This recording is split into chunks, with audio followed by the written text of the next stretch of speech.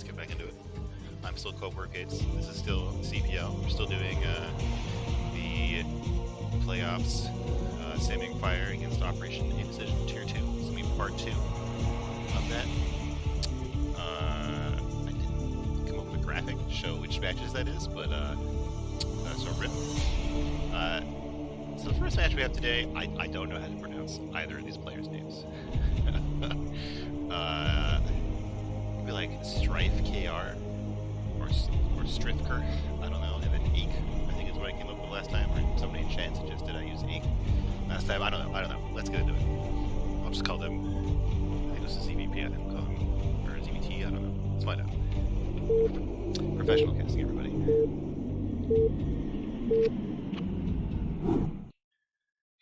Alright, I did it. I had the mic, and I had the overlay. Hell yeah. Alright, looks like it's TVZ. So we have Ake here in the bottom left for Operation Indecision, and across the map we have, I just don't know, Strifker. I'm gonna say that. The Red Zerg for Samyang Fire. They're both in the same clan, which is interesting. You know, it's possible that they practice a lot with each other, so they might have some epic mind games or something, or it could just be a completely normal looking game.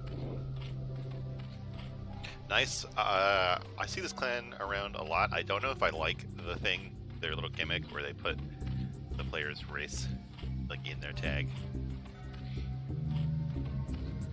I don't know. It's not a big deal. Just there's some funny times where like a player like named themselves, like I think there's Top Zerg is in this, and a lot of times it's a playing Terran, so it's just funny. Alright, we got here. Looking normal so far. You know, Silphid, I mean, I'm sure if you watched any StarCraft ever, you've heard this a lot lately. You know, Silphid is pretty much the best new map. It's pretty standard, but it still has a lot of, you know, it still shakes things up. There's not like big gimmicks, but just the geometry of the map gives you lots of interesting decisions on where to expand and how to move your army around. I know that mech has been kind of popular in this map, just because mech's been popular in general. But I think if you were gonna mech, this would be up here, right? On this map, you kind of wall off with the Rags and Diva, I think. So we'll see a 12 hatch with Zerg.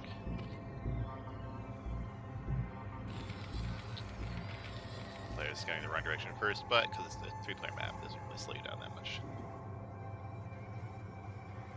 That's one thing you feel like on a 3-player map versus a 4-player map. Like, I mean, this is some big brain stuff that I'm about to say, but like, just getting somebody second, like after, yeah, like, just getting somebody like this, like second, doesn't feel nearly as bad as getting somebody third, like going through 2 empty bases. I can feel so bad if they're doing a cheese or like a really greedy build. And you don't really run into that situation here on Silphid.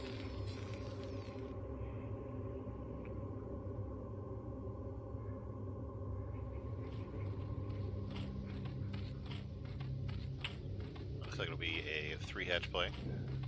I could have called that with the gas timing, but I'm bad. So from what I've heard, 2-hatch is pretty much the go-to right now. But 3-hatch is still completely viable. It's just, to my untrained eye, it almost feels like 2-hatch is the more macro play because you end up getting your 3rd base faster than you do with 3-hatch.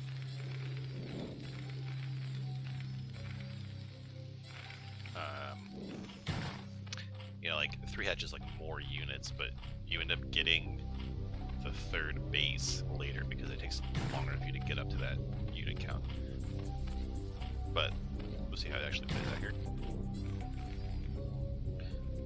Denying any kind of scouting here. Oh! Alright, well, okay, yeah, we have 2-Rax Academy. Now, from what I've been told, 2-Rax Academy is more optimal against 2-hatch play. I think because you can get your tech up, you get a decent amount of units before the 2-hatch units come out. I think against 3 hatch, you are quote unquote supposed to go 5 racks plus 1 because you give more time to get the more barracks if you get the plus 1 attack done. So you have a lot of Marines when they come out with a lot of units. But I don't think it's like game over if you pick the wrong build, so to speak. Looks like this will be ooh. So I like this. This happens to me a lot when I'm, you know, in my a PvZ. Like I get this scout in the Zerg main, and it will stay alive for a long time, and then they just put their tech down in the natural instead. Of course, he still has a chance to go to the natural and see this, and he might be able to read what's going on anyway. But we have a Hydra Den, so it's going to be 3 hatch Lurker, not 3 hatch Muta. Is he trying to block with these? No, I think he's rallied. Okay. I don't think Ake saw that. But he is going to see the layers done and not see a Spire here. He might assume there's a Spire somewhere else, or he might decide to just give up. Oh, so is this a fake Spire? Is he getting both? Interesting. I don't think I've seen both. I mean, it's not that expensive to just get the Spire. I don't know. We'll see. I don't know this matchup, guys. So TVZ, you almost always see mutas, but lurkers are a completely viable thing to do. So 2 hatch lurker is like more like a really aggressive, like try to do a bunch of damage to Terran. I think 3 hatch lurker is it's more like it's more defensive because you aren't putting on the pressure with the mutas, but you can your defense is much stronger with lurkers. That should help you secure your 3 base guys. So what's going on here? It's like this 2 racks push is going to come out pretty quick. We have almost 3 songs done, so I think Zerg should be okay. We got Hydras out here. There's no lurkers, so Terran is going to know that lurkers are on the table. I don't actually think we see lurker aspect in production, so is he like a fake out? Like, is he gonna go and immune this down? Use free lurk recovery? I hope not.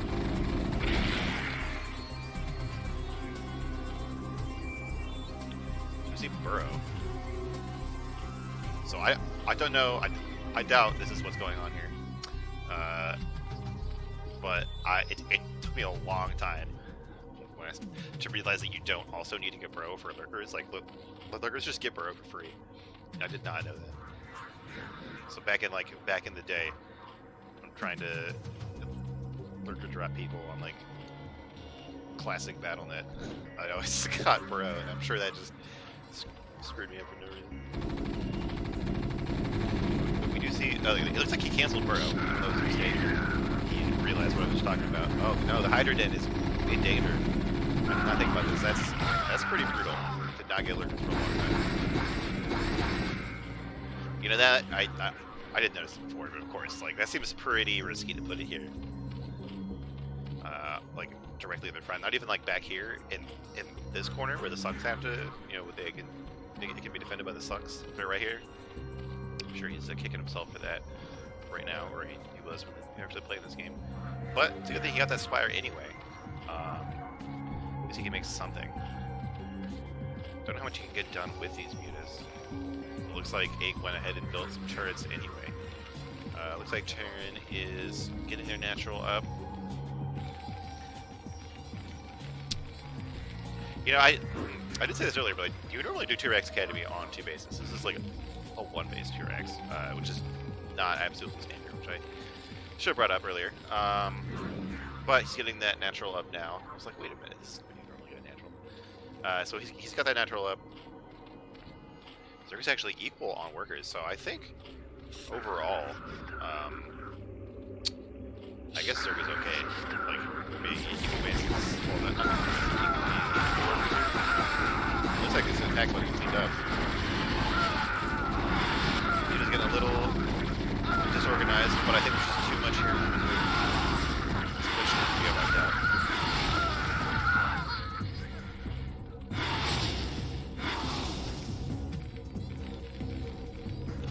Alright, so what happens now?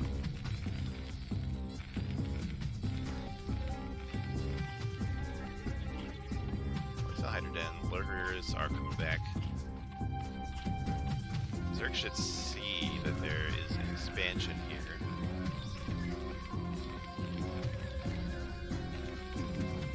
So they know that Terran has expanded, so Zerg should be looking to get their third base up, and quickly after getting that big, wiping out that green medic ball.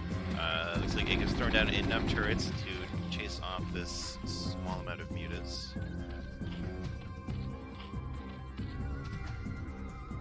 Okay, we see a drone headed for the other main.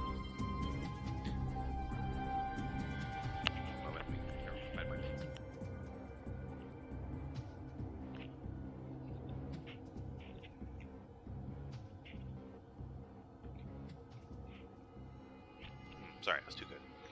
So I don't know how normal it is to grab this base in this matchup. I feel like the high ground bases are going to be better, but every time I cast a game on this map, I talk about how strong these bases are.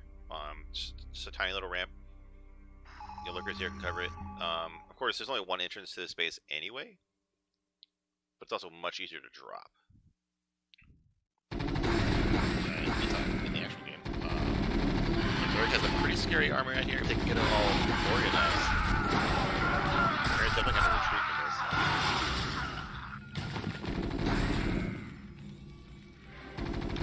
But I don't know if this is the correct strategic choice. I feel like they don't need to be fighting in the middle of the map. I don't know.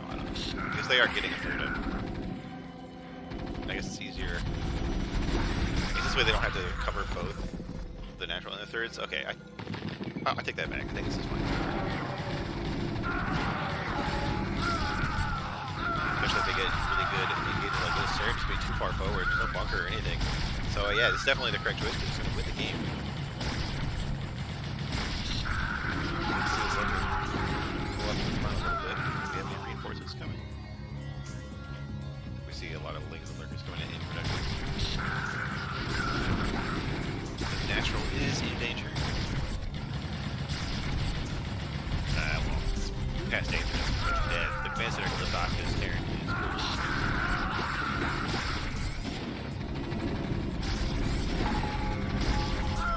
Managed to get down.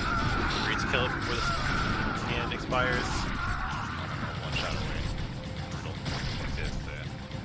Okay, you do hurt anyway, but still, one shot away. The mutas from everything to shoot there. Command is back in danger. 8 gets that lurker, but Zerg is on top of their production. He taps it.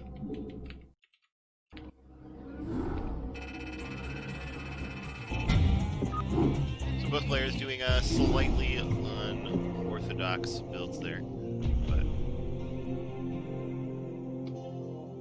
Strifker able to hold off that aggression. See what happens in game 2.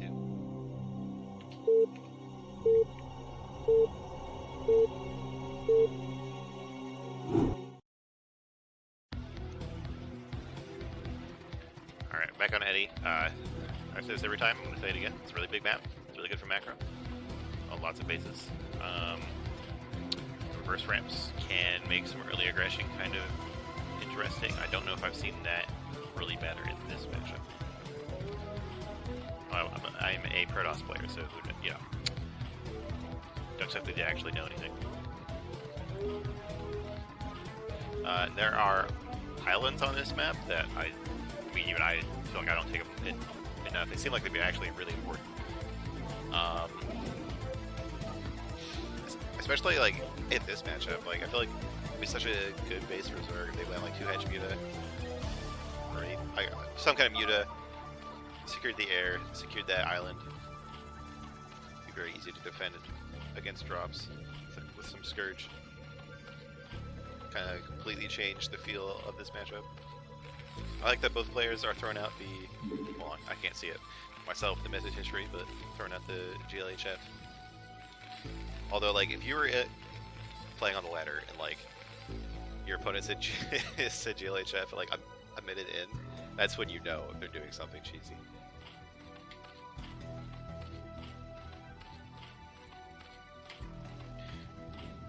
But for now, it looks like both players doing everything normally.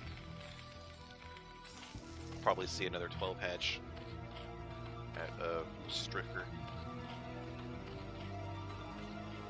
Don't know if we'll see another one base play out of Ake or something else. Something more normal, or something even crazier.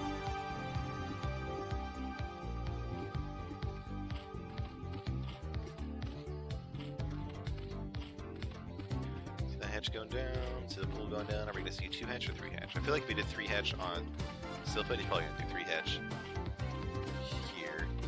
It's even better for macro, stuff like that. Although, I don't know, it feels like lately people have been saying that 2 hatch is just better. I don't know. I'm Protoss, guys. We don't have this complicated economic management. So it looks like he's getting ready to take that gas. Is it?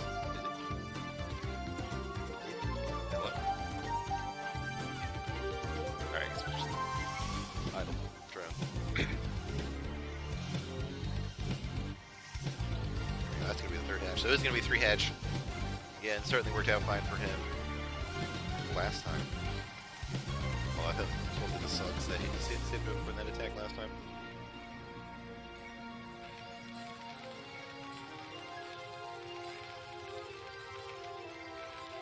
Alright, so it looks like... Okay, no, he's saving up money for Command Center. Right. This is about... Isn't it like... 18 CC is like what you do normally? Like 15 CC if you feel greedy, and then if you don't, you build a depot and then build a Command Center or something like that. I don't know. So I feel like this is like a slightly later than normal, but it still seems fine. Excuse me there.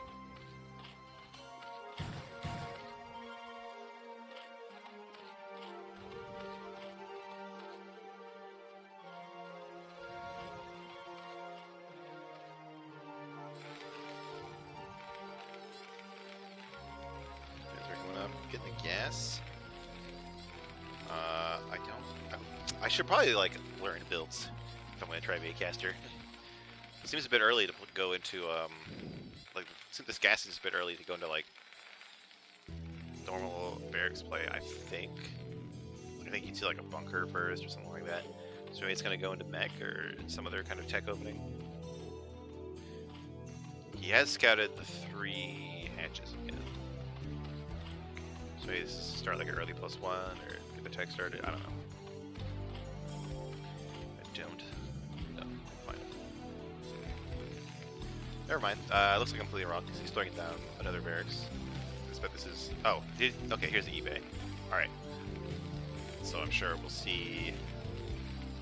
This one starts soon. Maybe this is going to be a more standard 5x +1 kind of play against this 3 hatchery.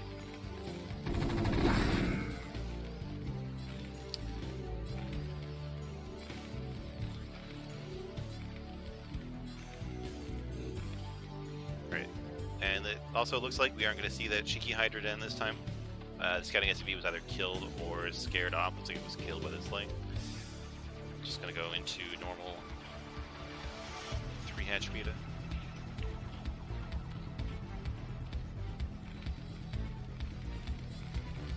Yeah, looks like 5 racks.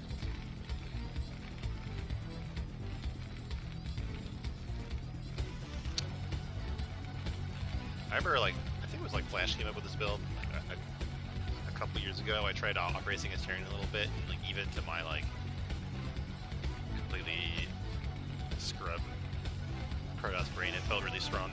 Just gets so much stuff.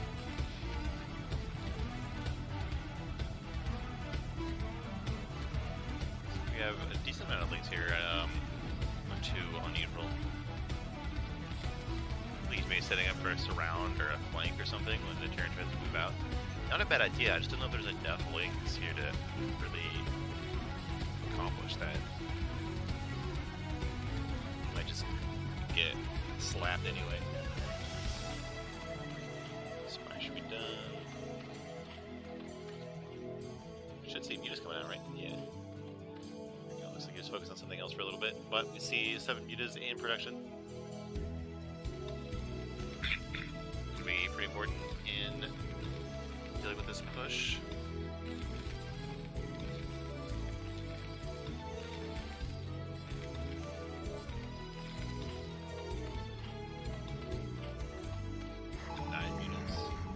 Terran's gonna scan that, see that everything is normal, hydrogen. We're going to get those lurkers next.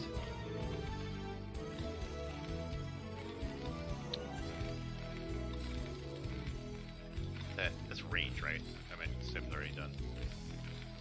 Oh my god, I've been playing this game forever. And I just realized what this icon is. It's a rifle with like a, you know, it does smoke for the fire, the end of the gun. I've always like looked at the tiny version you get when you click down here, and I thought it was like a wrench. It makes so much more sense than the range. I feel like I just gained like 100 MMR by understanding what that icon's supposed to be. So, you just get pretty good shots here. Hopefully, some of the turrets couldn't get too far forward, but they did pick up a good amount of Marines so far. Missing a shot there. Probably just like attack from a different angle. The turrets aren't so close. And then like attack from this angle. There's no turrets there.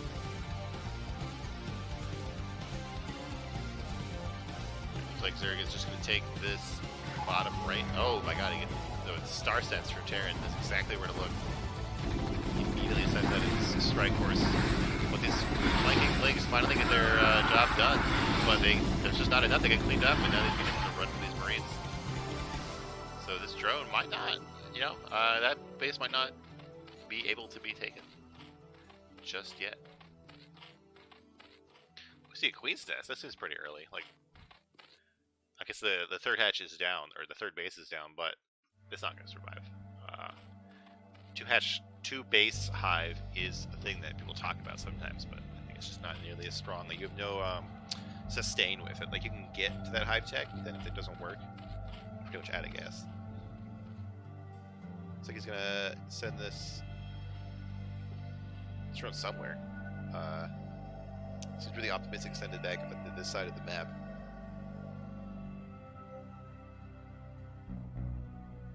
Yeah, it's gonna run right into these Marines that just killed the previous base.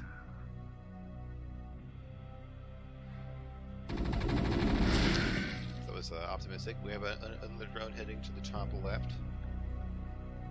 Terran might not scout that for a while. Let's see how diligent he was. How diligent he is about it. He was definitely on point when he scanned this space earlier. Looks like we're going to see another confrontation in the map. Last game, this is what won Strifker the game. Does have 6 workers here. It's definitely enough to kill all these workers. Where are the medics? The medics get separated? Oh man, the medics did get separated. So it's just Marines here.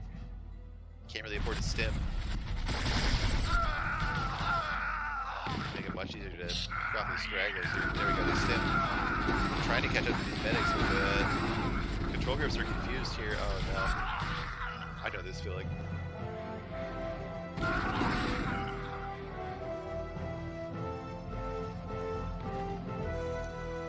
Third edge, or the third base goes up again.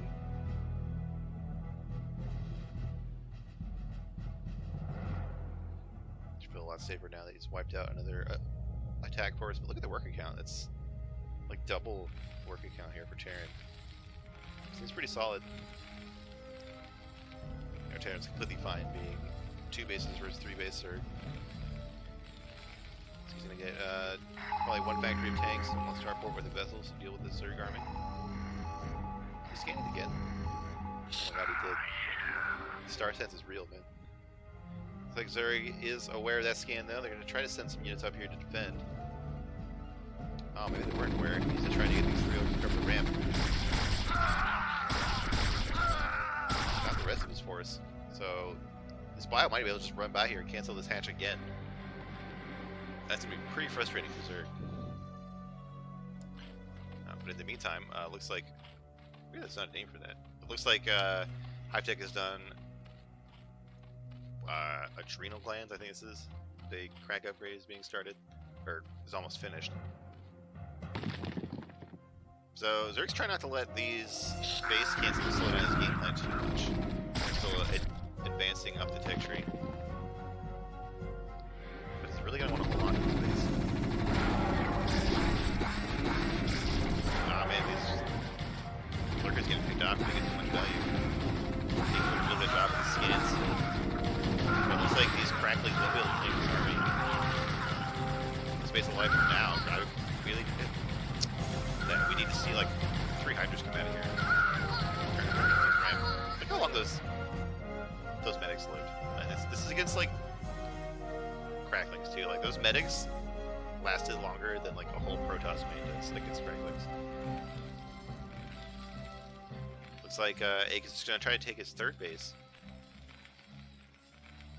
I think it's kind of early for this matchup, but I don't really know the exact timings. But also don't know. Well, this is a lot of lurkers. I feel like if Zerg knew Terran was taking a 3rd base, they could easily just run in here and shut down this area. We have 2 bunkers and 2 turrets out here covering the natural main base, but I don't think he could defend his 3rd as well. Oh, we see 2 starports and 2 dropships, not even 2 vessels. So it looks like Ake is gonna try to get out some sneaky drops here to punish the Zerg while he gets his own 3rd base up. Getting some tanks here to cover the 3rd base. You should play an eBay here, right? Block the whole area. I don't know if this is link tight. It's definitely solid bait. It's gonna give Link some room to run in here. Or even here. But it looks like Stripper is not thinking about being aggressive right now. Just trying to get his 3rd base up, trying to get all of his tech online. We see if Nidus goes to that base. Oh, never mind. Here we go. This is going online. He's got his defilers left. He's got Consume done and building up energy. So it looks like both players are going to sit back and macro for a bit. 3 base versus 3 base, especially with 74 SCVs, seems better for Terran. Yeah, he starts getting these vessels seem kind of late, but 3 bases and 2 starports, he's going to start to be able to pump out more and more. He gets definitely what he's going to need against these defilers. So we see 2 dropships going out here. So there is a decent amount of Zerg units, but not much that can stop these dropships. We don't see any. Oh, what's the Scourge here? We don't see any Scourge at the base though, so I think his drop probably. Yeah, it looks like he's angling to drop here. Now, if he can pick off the Nidus Canal, before Stripper can really react, that'll be really strong. These lurkers will have to unburrow and try to reposition to kill his biocores, but Aegis has shown he's pretty good at scanning and sniping down lurkers so far. Oh no, this dropship is like a couple pixels too low. You can't drop on this cliff. That's obnoxious. Oh man, that sucks. I'm so tilted by oh man, yeah, just 4 Marines and 4 medics. Way too easy to clean up. 8 more Marines there would have made a huge difference. At least they didn't lose the dropships. Like at least they can just fly home and drop in the day. But it's gotta feel pretty bad. See more hatcheries coming out of Zerg, but Stripper doesn't seem to be getting ultras or anything like that. He's just droning up, trying to equalize this economy. Look at that, 80 SCVs, and there's more being produced right now. This is a big macro Terran.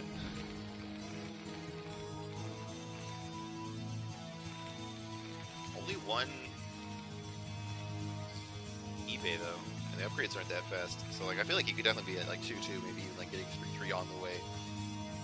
Upgrades would make him really strong. But I don't think, yeah, they're even on upgrades. Oh man, that's Scourge just diving in there on that vessel, pretty nice. Yeah, but I feel like Zerg is completely fine being equal on upgrades. Like a lot of time, it seems like they're even down on upgrades and they do okay. Especially if we see ultras come out of Zerg. Really hard to kill. We see Radiant go down on the Defiler, but it does manage to get that Dark Swarm up in time. Ridiculous. I mean, like it's insanely good against Protoss, but against Terrans, it's not even fair.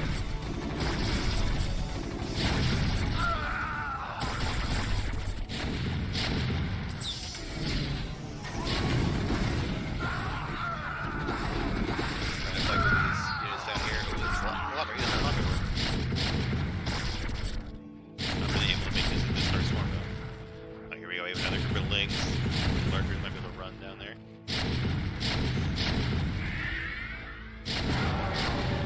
Starting to feel the effects of these late vessels. Just not enough energy to go around to kill everything that they have to kill.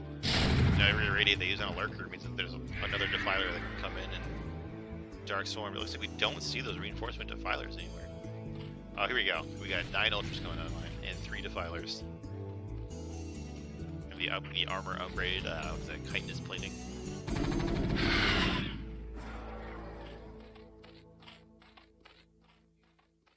If you can get that, Terran's gonna have a really hard time healing. So again, like even the Zerg's not getting his regular upgrades yet. He definitely has the money for it, so it's just an oversight. But imagine like 2-2 ultras or like 2-5 ultras. Give like 6 armor against the what would this be 7 attack of Reigns. Pretty brutal.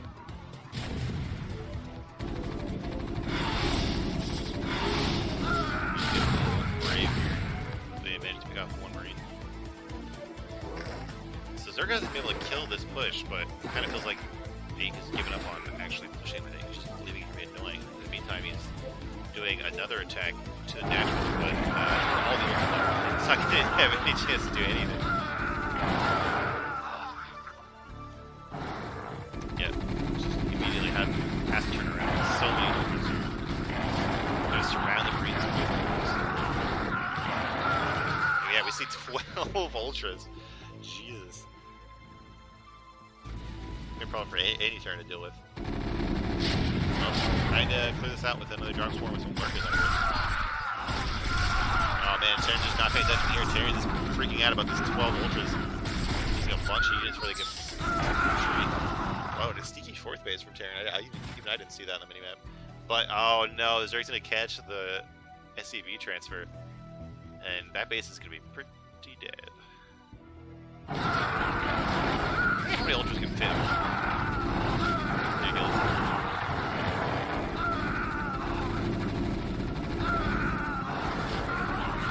Looks like they're too split up here. Speed upgrade just gets on the way. You see the melee upgrades have been started by Zerg. So, and the Terran's working on armor next. Oh, they're just going like 1 attack, 1 armor, 1 attack, 1 armor. But attacks are way more. Okay, like it's a bunch of all that ultralist armor. I mean, of course, you should just have 2 E-base by now. But if you only have 1, just get the attackers.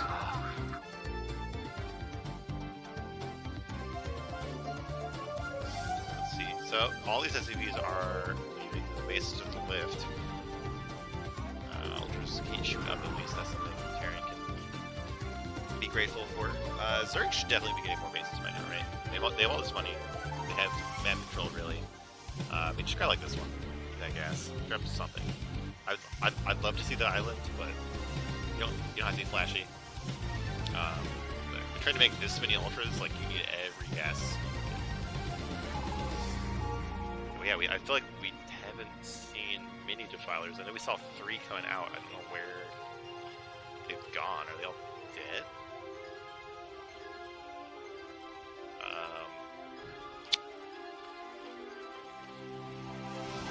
But yeah, you know, I'd love to see ultras with defiler support, more cracklings. He's transferring a bunch of drones to this base. Then he could have just used the Nidus. We have more defilers. The dropships are back. Not much here from Zerg, but the Terran is asleep at the wheel, probably focusing on something else. Oh no. He's tried so, like, it's just been an unfortunate series of events with his drops so far this game. But the 4th base is still legendary.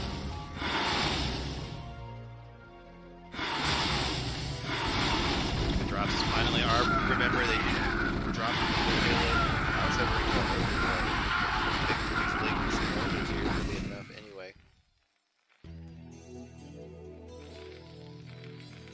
Terran needs to go like a 3rd or 4th starboard here.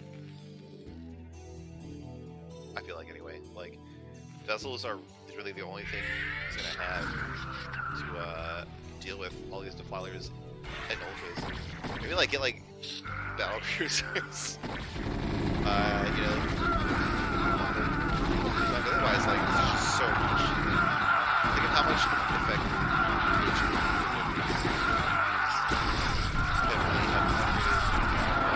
see here, they're just chewing through everything in turn. Barely even needs dark charge. Pretty much just ultras here. Like, you don't have any ultras. So I guess with all this, once you get to the Sim City,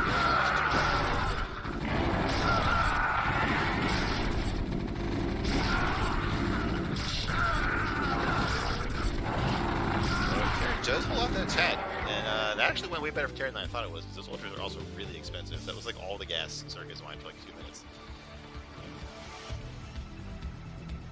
That might give Terran some breathing room to get something done. We see Zerg making a bunch of Hydras, which I can only imagine are for lurkers, but I really feel like the age of lurkers is done in this game. You know, Zerg are going to want faster units that are a bit less micro intensive. Really just playing ultras way better than that. And just use all your APM on those defilers. Alright, Terran is headed back to the top left. Not that much bio here, but there's about 4 vessels. Alright, well, I think if Scripture is on top of it, he'll be able to save the space and nobody's reading it slow down. Like, barely gets 1 Dark Swarm off, but it's too far forward. Reading just walk right past it. These bases might be in trouble here. We've got all these lurkers he just made are coming in reinforce. They're gonna get their time. They're gonna run into this squad reinforcements. This high ground. I don't know if it's gonna be enough. Well, we don't have any tanks. We only have 4 vessels, so we won't be able to kill all these lurkers. Ignore the candy. Like 4 Marines alive here, so maybe Zerg is really gonna hold this up. That's really bad making these calls. One he makes Marine, of course that's the one that the Link's trying to kill first.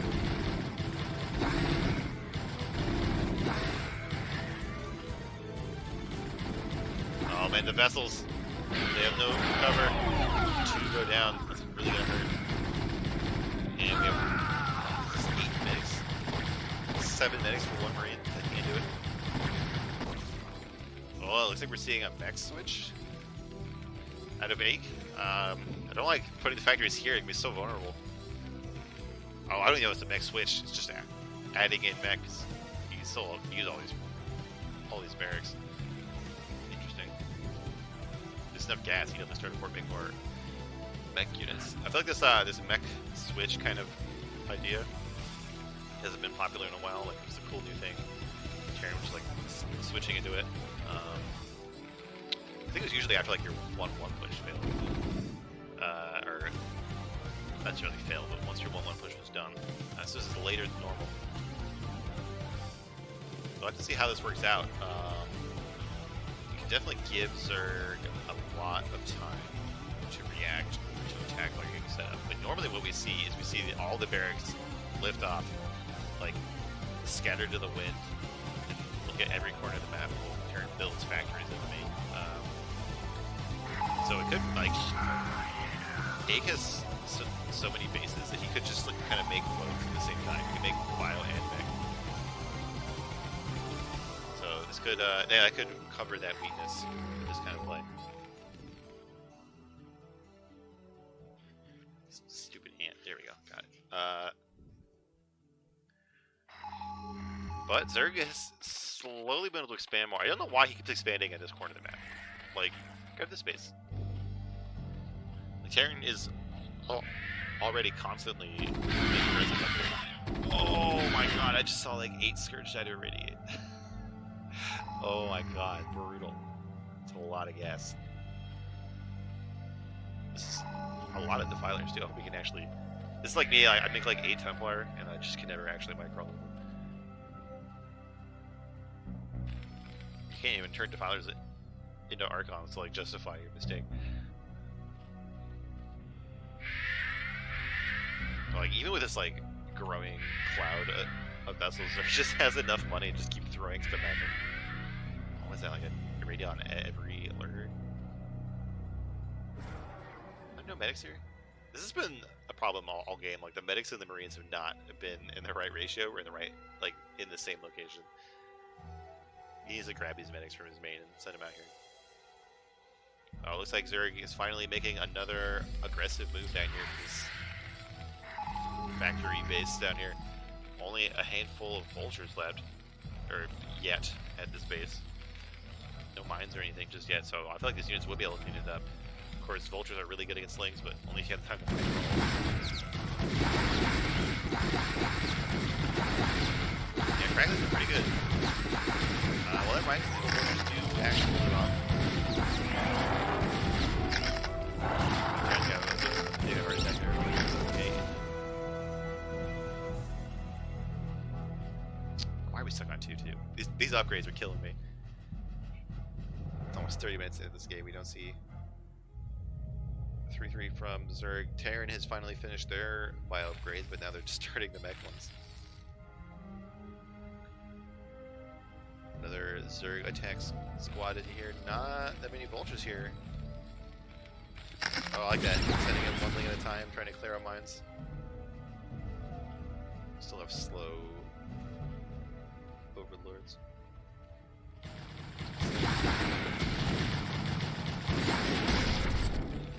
So a couple tanks pop, but I don't think they're gonna really kill all the stuff with Zerg. Especially when it gets right on top of the tanks. Terran's scrambling. Jake's trying to send all of his bio down here to defend his base. That's not going to be enough, but also going to give Zerg a big window to do things on the map. Well, all those Terran units are out there like this. All these units could run into the Terran main or something, or you know, try to pin Terran main here.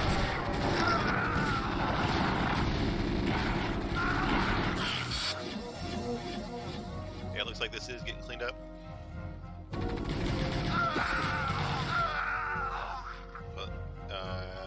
Is sending a small group of lings going into this third base, or they're trying to decide where to go. Obviously, one still I can find any opportunity damage here. They're going to be defended by me. Oh god, the Spirit's flying into barracks. Not what you want to see. So now we see all the barracks lifting off. Are we going to see factories still at this location too?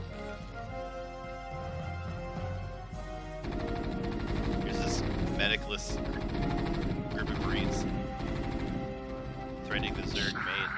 It is mined out, but all of the tech is here. You see a handful of lings and stuff coming out of this Nidus. There we go. Filers are definitely going to be what you need here. Lurkers too. Alright, so this base... Well, this is not that much. So much. Like, all these vessels could just irradiate all these units. We see attack. They're going to reset to the Stone Age. They don't. Nice play. Every range. No medics. Struggling to get everything in the right position to deal with this, but with no medics. Dude. Oh man. Turker has 10,000 minerals. Like nothing is coming out of these larvae. Like you can see like twice this many hatcheries. Just see flip or something. But where he's not going to get much online time to save his main here. Like he's just making links. I feel like they're going to come in one at a time. Now that I've had that whole speech, it seems like Terry didn't have that much left here. But either way, they're definitely more hatcheries. Alright, so it looks like that attack is going to end.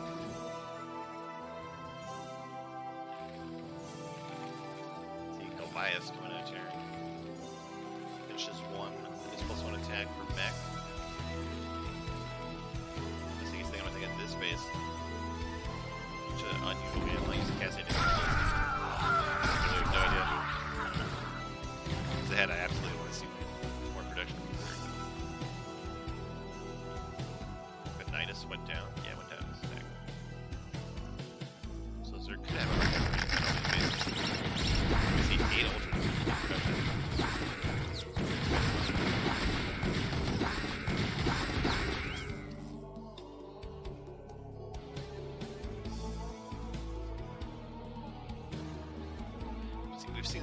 scourge hits on these vessels, but it looks like the cloud is getting... Oh yeah, we have a lot of vessels now. No energy upgrade. I think we said.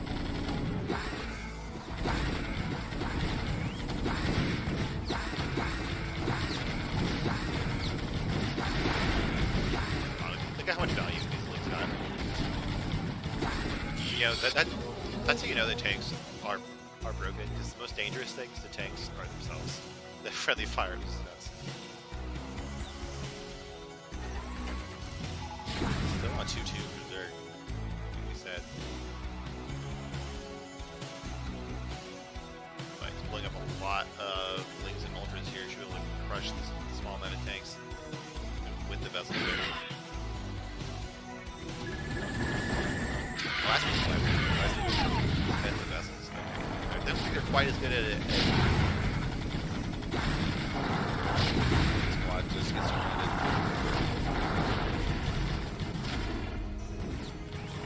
Mech force coming in here, but these vultures are not going to be comfortable with these vultures.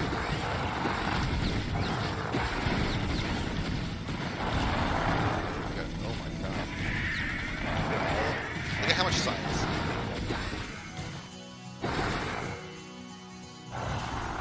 It's like... I'm not gonna make it stupid. Big minefield, might be able to clear down vultures, never mind, just kill all the vultures. Look at that mine! Oh my god, I almost got all those things.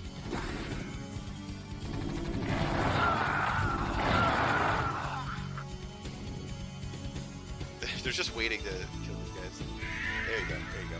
Oh, where are all these medics doing here? All the Marines are dead. We still have just medics hanging around in the game. It's when you get flared, just you can use all the energy on your medics. Or like, put medic walls in front of all your tanks, something like that.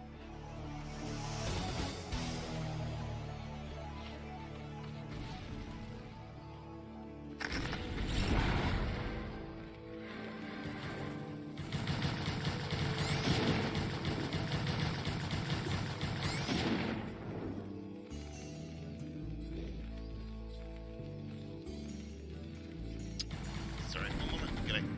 There we go. Alright, caught a bug. Anyway, speaking of bugs, Link are camping this location here, but they haven't been cleaned up. Yeah, these Links just don't know what they're doing. They're just dying, trying to follow these ultras. Ultras like getting stuck like on each other. Well, stopping up. They're gonna get killed by these tanks. Yeah, it's starting to look a lot harder to kill. It seems like they've effectively survived transitioning to mech. Oh my god, so many vessels. So much science being done here. And Striker GG's out. I don't know if it was totally over yet, but definitely probably feel pretty frustrating watching Terran expand again and again. We didn't see any queens or anything else to help deal with all this mech stuff, so it's starting to get pretty inefficient trading, but still has so much money left. I don't know. And Striker won game 1, right? So we're gonna go to game 3.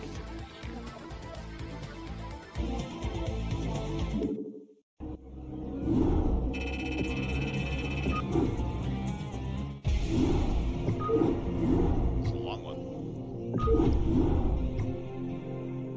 Alright, here we go. Game 3.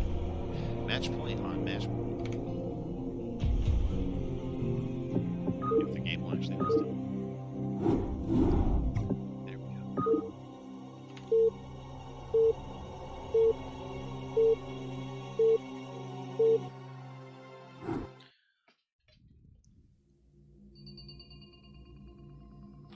Alright.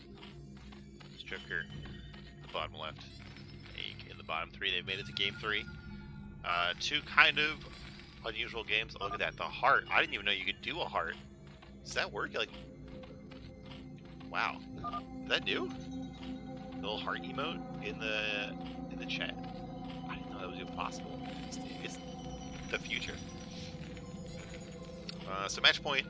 The more that I play this map, the more that I don't like it. But for this matchup, I'm not really sure how it. I mean, I've heard that I've heard people debate over it, whether it's a bio or a mech map. like that.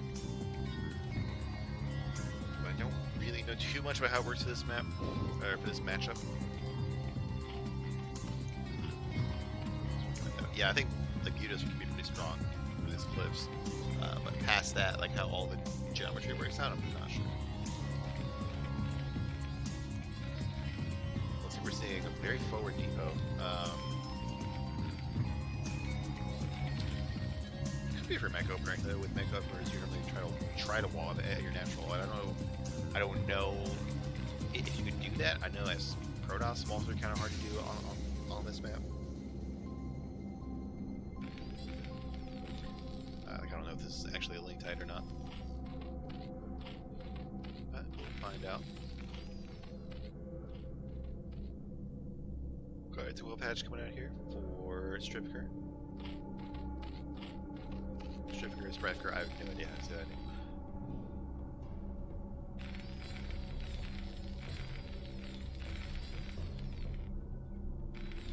Don't take gas yet for Terran, so maybe it's just like an early expand. Not necessarily mech or anything like that. I know you just wall off like right here, right? So I don't know. I don't know quite what this is about. But if it works out, then it'll be pretty solid. So, Stripker has gone 3-hatch 2 games in a row. I think we'd see a gas by now if he's going 2-hatch, so I'm sure he'll just stick with what he thinks works. And we'll see another 3-hatch, excuse me. And we see a 15cc come out of here for a... I don't know how safe that is in general, but this game is completely fine against a 12-hatch. He's not even scouting though. It's like, it's very brave. This guy, I guess, is very confident in his ability to get this expansion up. Some depot here. Does this work? This looks like it might work. I don't know. We'll find out. I'm sure. Trooper tries to run by here. There we go. So we see the 3rd hatch here. Gas going up. Another 3-hatch game. He did get the 3-hatch lurkers first game and 3-hatch the second game. So it's still up in the air as to which tech to follow it up with.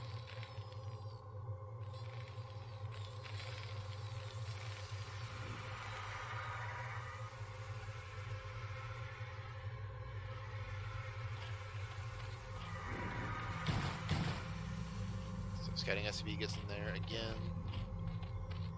Trooper trying to drive it out. And looks like Egg is not microing it just right. It's only 1 hit away. So, might be able to clean this up and deny Terran knowledge of what tech is coming out. It does go down before the layer even starts, so Terran is just completely in the dark here. There we go. That's going to make Terran a bit more nervous than he would be normally. So he doesn't even know if the lair's coming out at all, let alone what the lair tag is going to be. But looks like he's going into that 5x plus 1 again.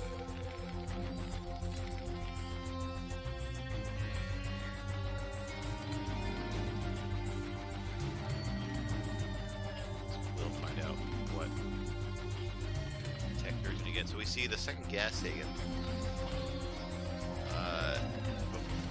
I think it's going to be the lurkers then, right? I think you don't need a second gas this early if you want to Spire.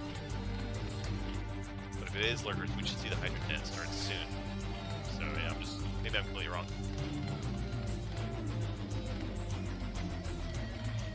Oh no, the guys aren't actually mining gas. Okay.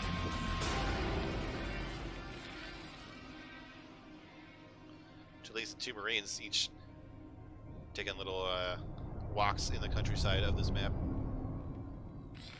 Not sure what they're trying to accomplish out here. I think 2 Marines is threatening to anything. Maybe looking for the loose overlords. I don't know. Oops. Lonely overlords, isolated overlords. I don't know. Loose is a strange way to put that. Yeah, the Marines are just charging around. They aren't scared of anything. It's reduced to the Spire, so maybe this gas timing is looking as bad. See a lot of drones coming out for Zerg. He does have this Overlord here, but he doesn't completely know what's going on here. But maybe he just has read the situation better than I have. But he's now ahead on workers, and his Zerg like that feels great if you're ever hit on workers. Oh, these guys are going to deny the third. That's smart. That's smart. That is a lot of bikes. It takes a long time for a drone to get up there. You know, a lot of attention to like escort it all the way up there and make sure that nothing kills it, so that can put back the Zerg third base by a decent amount of time.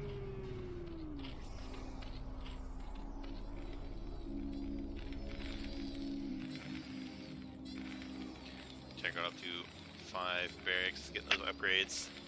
I think going really smoothly this game for him. Able to get his damage like that. So his legs do clear out the Marines at the third, but the damage is already done. We see 6 mutas on the way. It's like there's too many minerals. Maybe the gas was even late. Like the gas was too late. I was sitting here thinking, well, that gas is pretty early, but definitely use more gouts so we can get more mutas right now.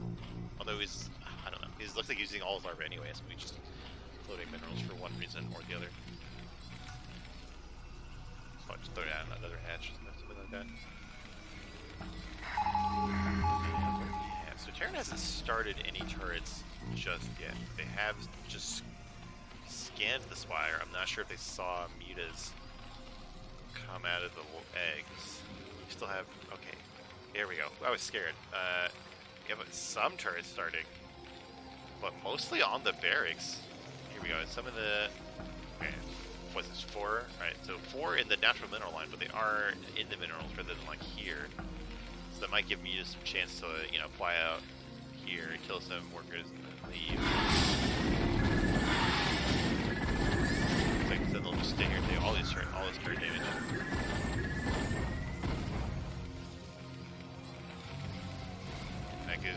That does give Ake more time to get turrets up in the main. It was interesting that he covered the barracks first. Of course, like, if they camp your barracks, you pretty much lose the game. But I would think that you cover the mineral lines first, you use the Marines to cover the barracks, and then the I don't. There's something here, we don't see that many mutas. We only see 7. And I'm pretty sure we already see more than 7 turrets.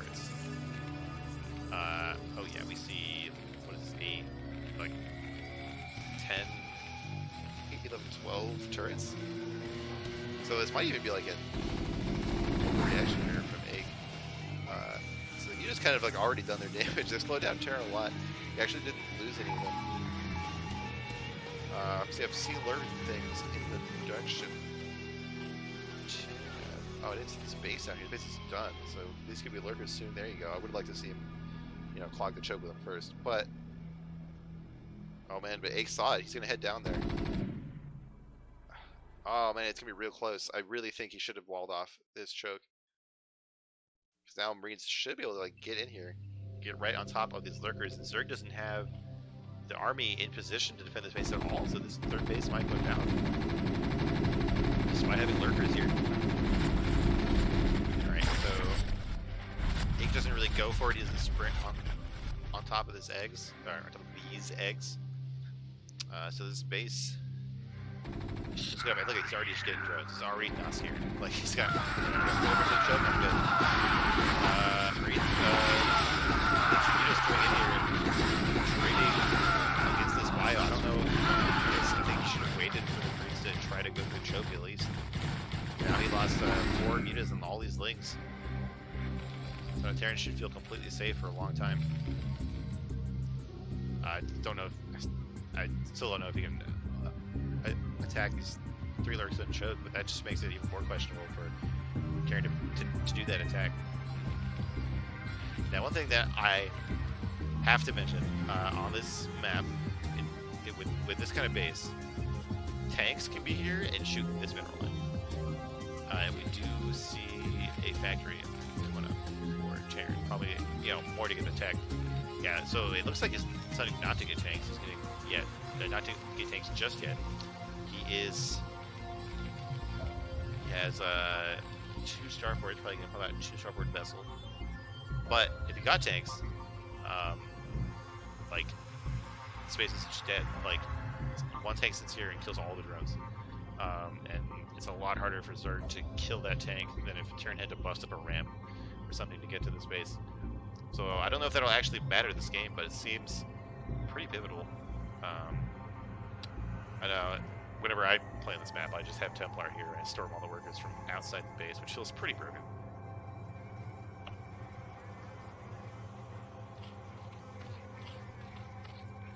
Alright, we have the hive almost done. See Evo Chamber going up. This is going to be a Defiler Mound. Yes, so right on time.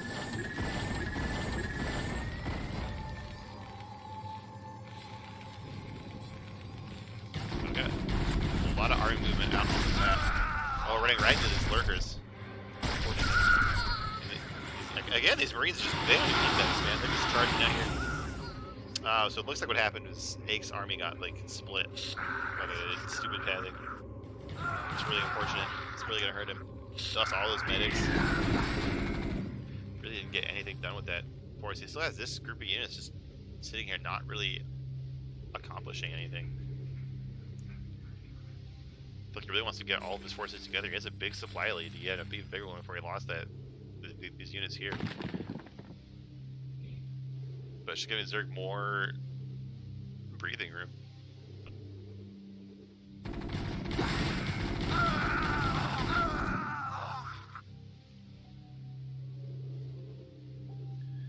Looks like Terran is trying to sneak a third base. We saw him expand pretty fast last game, so maybe it's just how he operates. He just can't something, but I guess it must have been this base. Like, this is just too much. He's gonna need his vessels or tanks to deal with it. We see a radiate in production. I think he's on 1 EV again. Oh, no, okay, he's getting a little bit later. It probably should be. It's not gonna be on 1 EV all game. Like, he's staying right in range of the lurkers. This little force is cleaned up. It's basically even safer. Just managed to pick off one of the lurkers, but it's all the pretty much all the Marines for that. I keep making these calls and then the tides keep turning.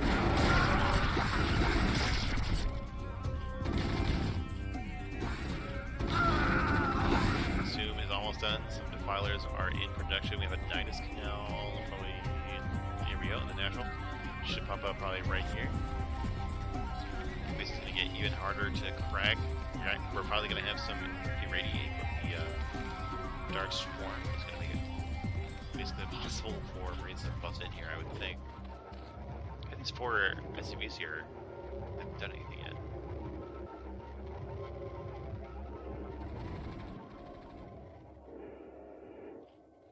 There you go. Both players being a bit more on top of their upgrades this time. I like it. I like it.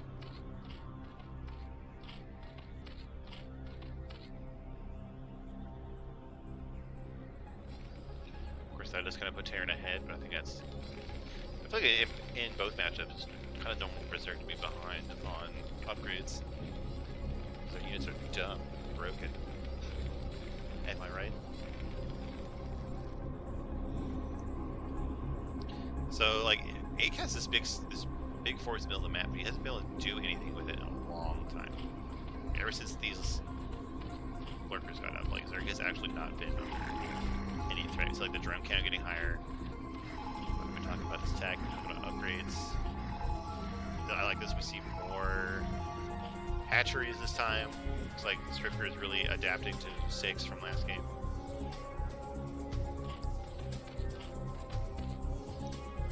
Here we go. Terran is going to try to take this base. We have 4 vessels, so plenty of irradiates. It's going to be enough, though. Such a hard position to just attack normally. I really feel like it would have been better choice to just get tanks and park them here. It's so much more efficient than trying to charge through this little choke. Like, what is... Like, Zerg has nothing to deal with the tanks.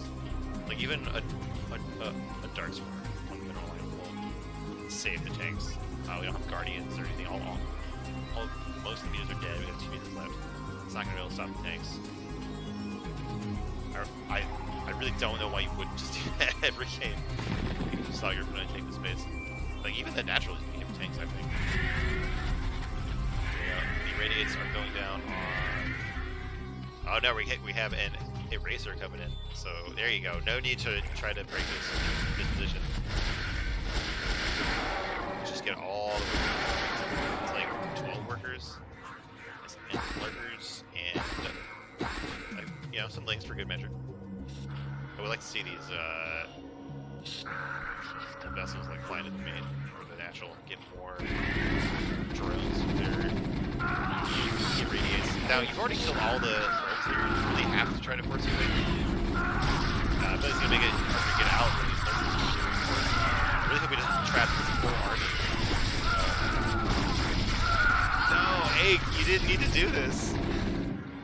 You already made the base irrelevant. You killed all the drones. Oh man, I think everything can rebuild these are really bad for this, but I don't think it's worth losing all your units. Feels bad. But the base is still dead. Terran is basically twice the number of workers. And Terran is getting up their own third base. So overall, fine for Terran. But I just don't feel like they had to commit to trying to actually kill this attribute. I don't think that was worth it. And they could have said it like 8 Marines and done all this left of force out here. But it's done is done.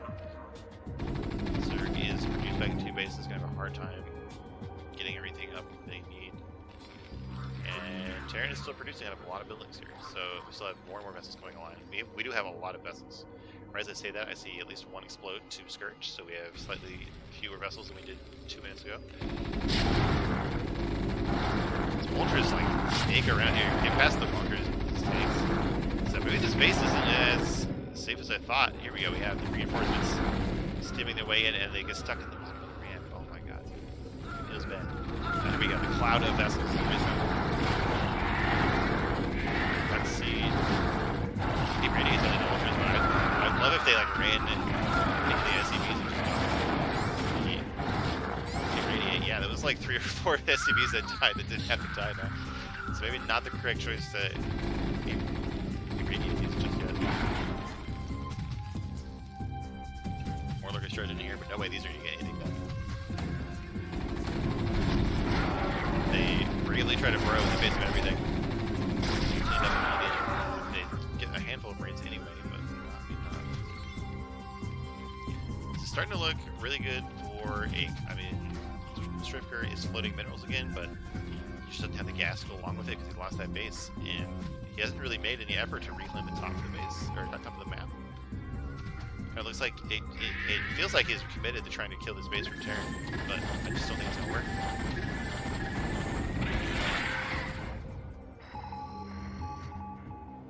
So Ake showing like all kind of in game 2 as well. He showed a lot of effort in denying bases.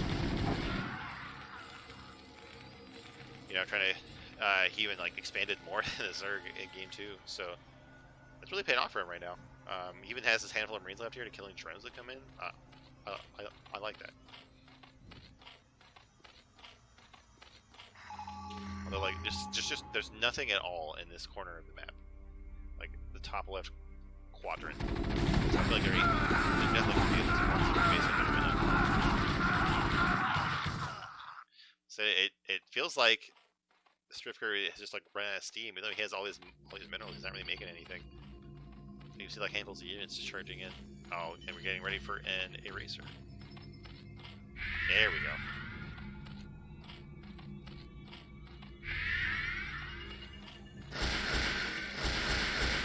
Here we go. All these drones going down.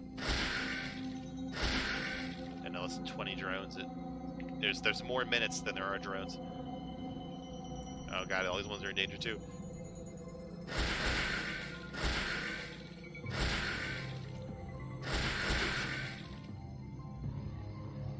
Gotta do 7 drones. We're gonna see one big attack here from Zerg, but there's just too much prepared.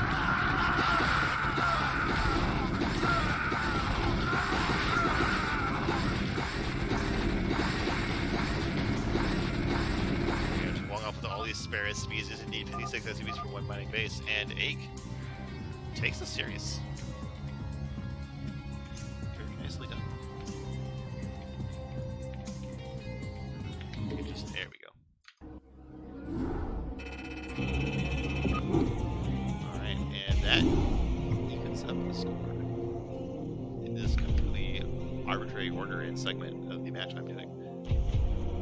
I'm going to take a quick break to finish my pizza. Like 2 minutes before the next game.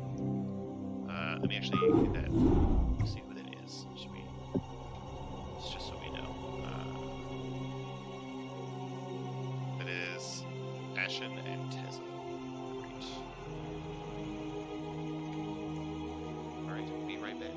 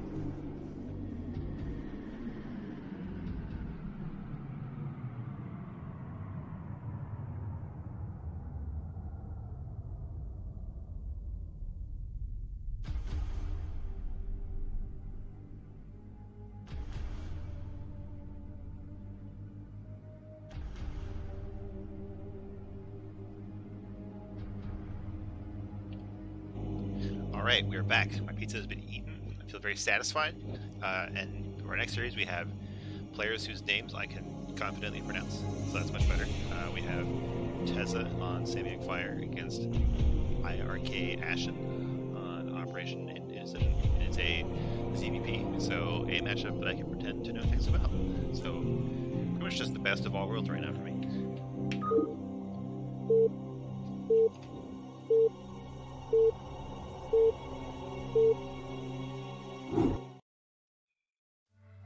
All right. Oh, great! These colors are perfect. So we have magenta, Protoss, IRK's Ashen in the top middle base, and in the pink Terran, Teza, aka in the bottom left. So anyway, oh wait, PVC, what? This is not Zerg, this is Terran. But the important thing is that there is a Protoss, so I can still pretend to know things about this matchup. I can't know what race the opponent is, but, you know, I know what Protoss should be doing. So this map, I talked about this earlier, Neo Sylphid, pretty much the best Doom map. It's pretty solid. It's pretty solid for standard play, but it also has lots of you know, unique map layout features that change how you play in the game. It's not like an inner covenant or anything. It's just your choice of where to expand is very important. That's one thing that I like. It feels like on a lot of maps, where you take your third or fourth bases is pretty much like set in stone. But on this map, there's a lot of choices for where to take your third and fourth, and they all have different pros and cons, at least for Protoss. So that's fun. So this gateway first. Okay. Well, let's gateway first. This matchup. I'm just thinking, like, I don't like the way this is positioned. Specifically, knowing you're poked out a year later. Could be some like long-term like anti-Vulture SimCity, but I don't know. I just feel like it's going to lead to banding issues later in the game, but we'll see. In the meantime, gas going up for Teza. No like gasless or bunker expand, I would guess here.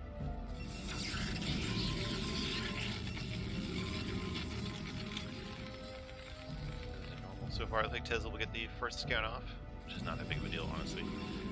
I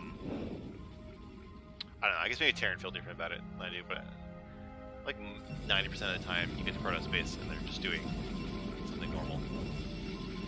Of course, you have to check to see if they're like proxy TPs or something, but 90% of the time you're going to see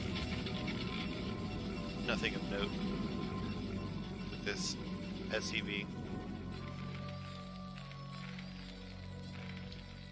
Factory getting started. We do have 3 guys staying in gas, so this could be like a 2-fac or some other non-early expanding opening here. Normally you back just like 1 guy in gas. So yeah, I'm gonna guess this is a 2-fac. A 2-factory push. It's gonna be pretty powerful if Protoss doesn't sniff them out. They won't be able to, and Ashen will not be able to directly scout the base thanks to these Marines here. Yeah, we have Safe Factory somewhere. Okay, here it is. So this is going to be a pretty strong 1-base push. But it also has to do, it basically has to kill the natural in order for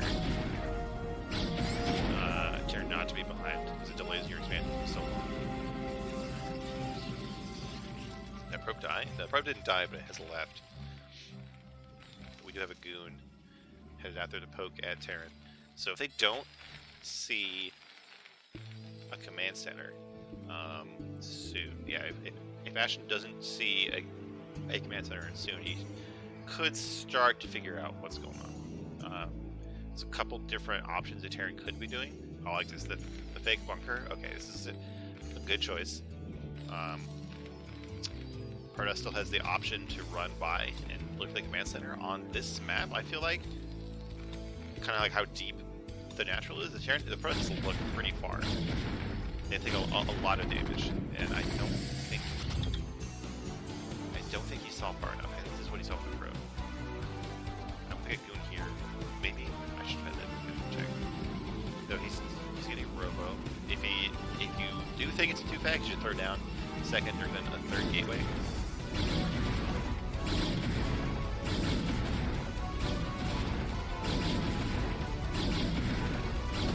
I feel like this is going to catch Ashton off guard. Don't think he's confirmed that there's no. Can't see this yet. Oh, alright, never mind. He's going to do 3 gateways. So maybe he did see that there was no command center. Look, you could still be putting more pressure on those bunkers. Because you know SCV is here, another tank is here, but some micro you can. I guess it is. With the 3 goons here, 4 goons is kind of like the magic number to start doing lots of damage if you kite. You can do something with 3. You definitely have to kite though. I want to sit here and take damage on this goon. So it looks like that's spooked him. He's going to send all these units back. I think you still want to like poke a little bit, like maybe like send the injured goon back home all the way and then just try to kite with to their full health. But the Tesla's push kind of stalls out here just for a few seconds. Doesn't seem huge, but every second pros can get here, they really need. It gives them more time to get these goons out, get the observer out so they don't die to follow-up mines. Now, so we're gonna have 7 goons in just a moment. That's really strong. Against this, yep, he's able to kill a few Marines and then dive right into these tanks. Did he focus on that mine too? I didn't quite see. That's taking only 1 shot. Losing a good number of goons, but completely wiping out his push so far. Get that mine? Alright, looks like he just tanked it anyway. Another goon, but another tank falls down. This is definitely a trade that's good for Protoss. I would say that Ashen has completely helped this 2-pack.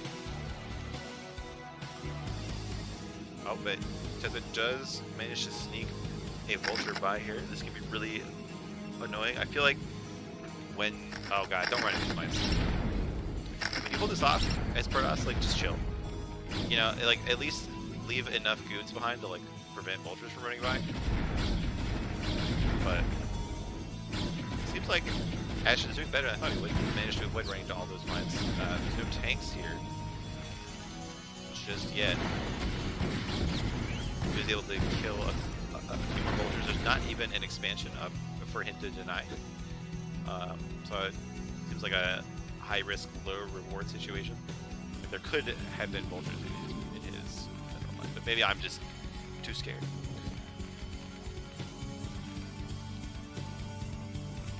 So that command center has finally started, but like, there is builds that you get your 3rd base around this time. You can see, well, so first had to cut for protection for a while. So they're not. I mean, I guess they're 10 moves ahead. It's pretty good. They could definitely be expanding again right now. I definitely don't like that this observer is going home. Yeah, here we go. He's turning around.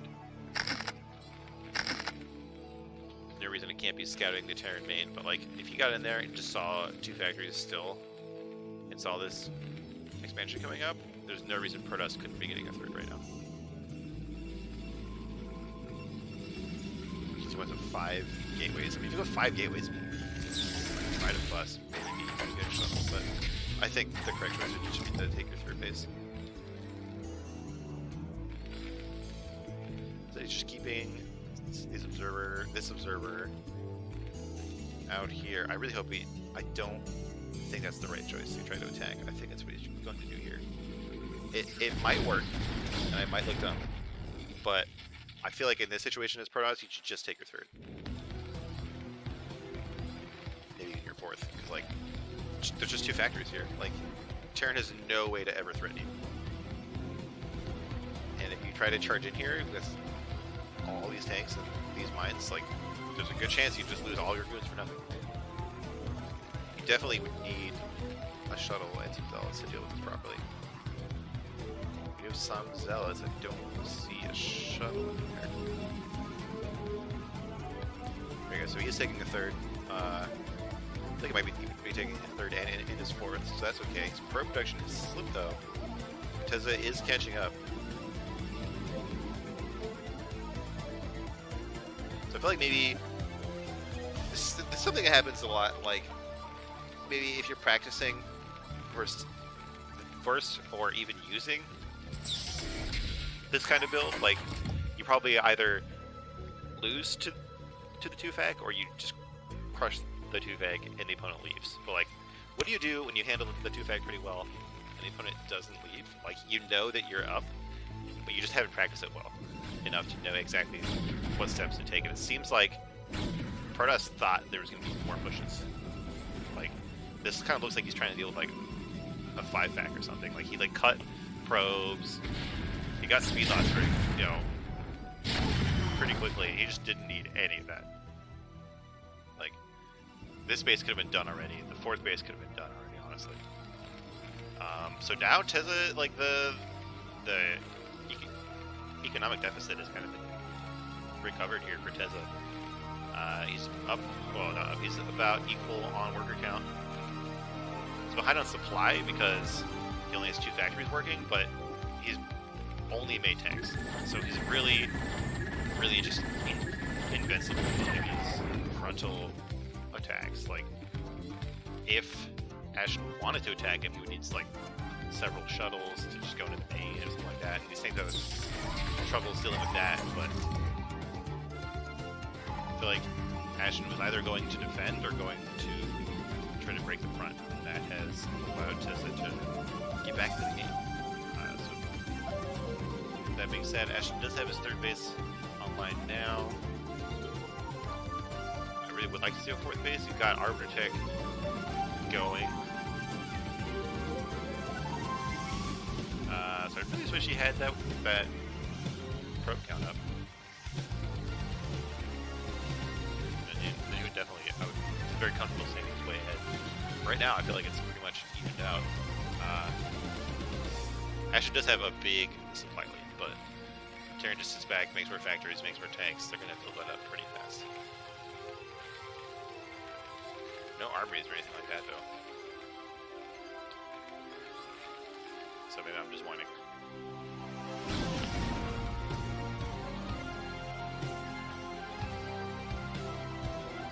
It has to be probably going out to scout.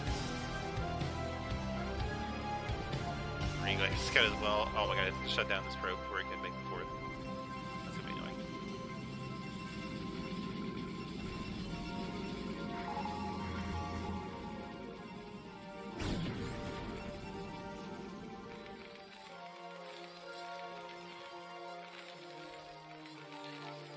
Getting a 3rd command center. Finally getting an armory. I would like to see the armory earlier. Like, I feel like when you know when you shoot that guys, you decide to stay in the game. You know it's gonna be like it will have to be a long game for Terran to win. So we might as well just the armory is working pretty early. Now it's gonna be a long time before its upgrades are online.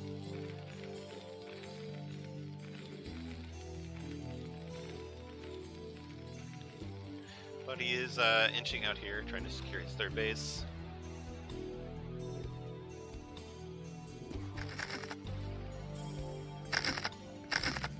And despite having this big army here, like 70 food up, which is a lot more than I've been hyping up, Ashen kind of letting this happen. Like, he even has head observer here. I think he should have had like a squad of goons or something here.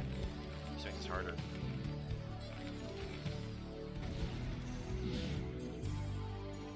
Still hasn't cleared out this base.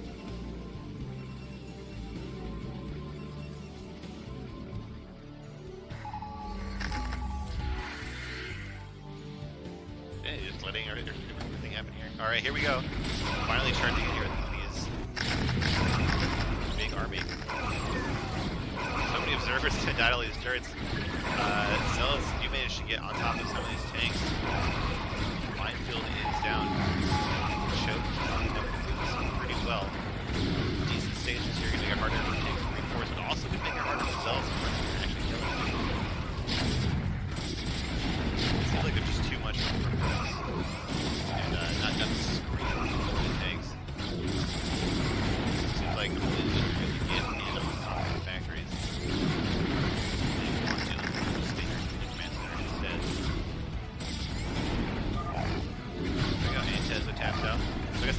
game kind of talking down at Ashen, but looks like he knew what to do.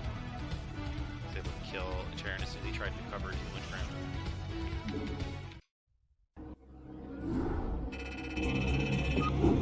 And doesn't get into game 2.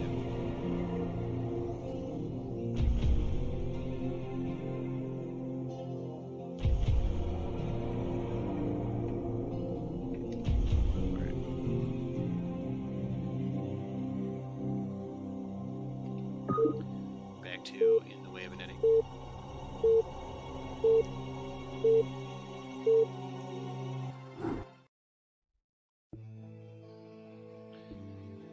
And we have Tezza in the top right and Ashen in the top left. And more distinct colors. We have another GLH up. It's more manner. Nice to see. So this is a matchup where the reverse ramp to the natural can matter. It usually doesn't matter, I think. Why share RM? What do you like? Uh-oh. You like share vision as like a flex? Oh no. Well, let's see where the game goes. Well, looks like it'll be a BBS or something. Some kind of cheese here. Yep, alright. It's gotta be a BBS. We saw not a BBS, we saw like Kenzaki do like a proxy 1-rax or something like, against Protoss. I just don't feel like BBS is even that good against Protoss. Like Marines are not good. Like one Dragoon a lot, like a seller.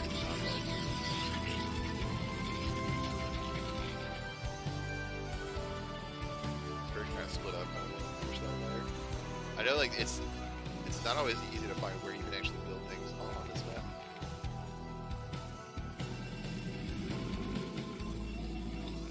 Normally Protoss base. But yeah, I feel like BBS should only work if the Protoss is something unusual, like a 12x or something. But just going for the normal build, you're gonna have goons in time to deal with it.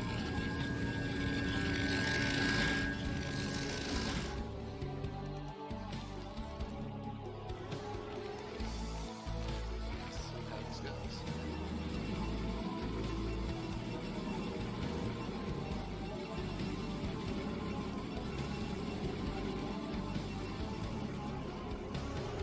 Going out. SVs are gonna fan out to scout the map. They aren't gonna find Ashen, but they're gonna eliminate all the possibilities until they'll at least know where to send Marines here.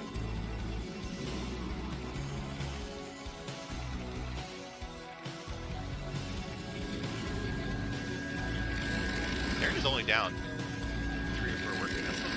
That's not as many as I would have thought. It's probably still pretty crippling, but Chisagi is what I'm trying to say here. SV's gonna pop in here. Goon is almost gonna be out. I guess we have 3 Marines a bit earlier than I would have guessed, but I still think it's gonna a Goon is gonna come out. Okay, so this probe is gonna see his Marines. Alright. So we can just pull some probes. Make sure these goons stay alive. He should be okay. Ashen should be okay. Some probes, man. Marines are pretty trash. Alright, we have this goon out. Only takes 4 goon shots to kill a Marine. He changes targets. It's pretty low, but probes pretty strong. There, the last Marine for now goes down. Could throw down his shield battery. He's plenty of money for that. Goon is pretty low. Second one's almost up. Goes down. Gateway, not a bad idea, but I think a shield battery would be helpful sooner. Look, even now, like, this probe can just kill us. These Marines, Michael, they're focusing on this. They're surrounded the scoop, but he gets out of there.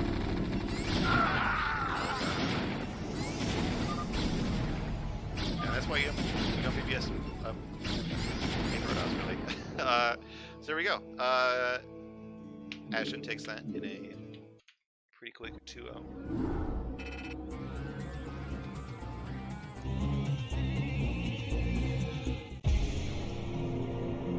I think that whole series was over in like one game for the first series. The first series was pretty long. So let's look at the scores. That's going to be at Briggs, Operation Indecision lead for now.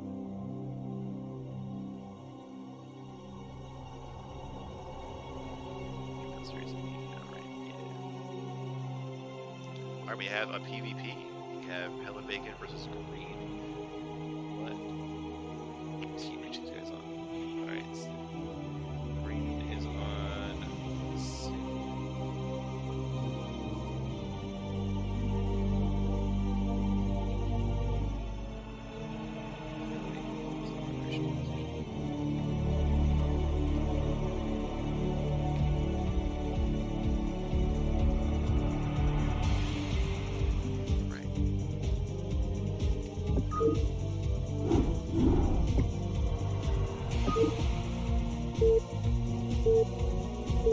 Let's do it.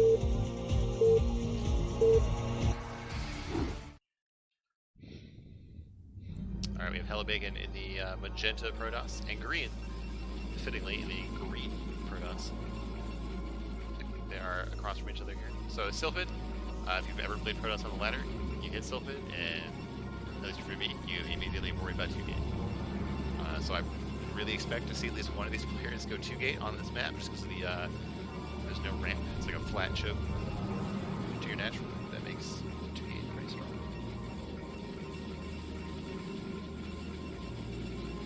Definitely something like you have to learn how to deal with it if you play Protoss on ladder, or you'll lose hundreds of MMR.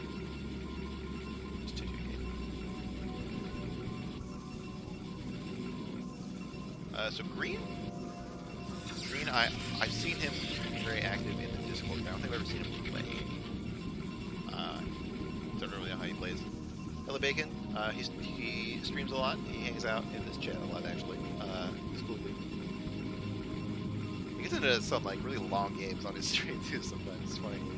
Let's see if we get into one of those today.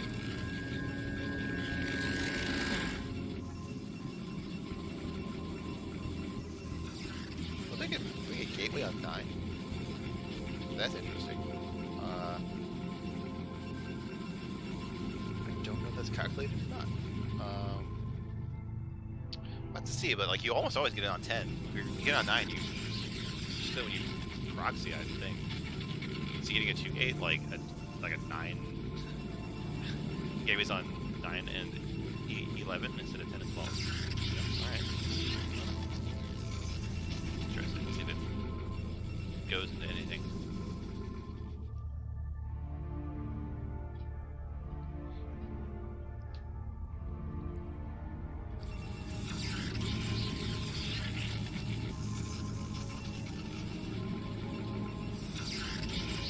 Like now his score is even like a little bit later than Green, so I think it wasn't just been a mistake. I know I do that all the time. Like I forget to make a zealot out of my gateway and make a pylon, and then I don't have the money to make a zealot anymore. Like something like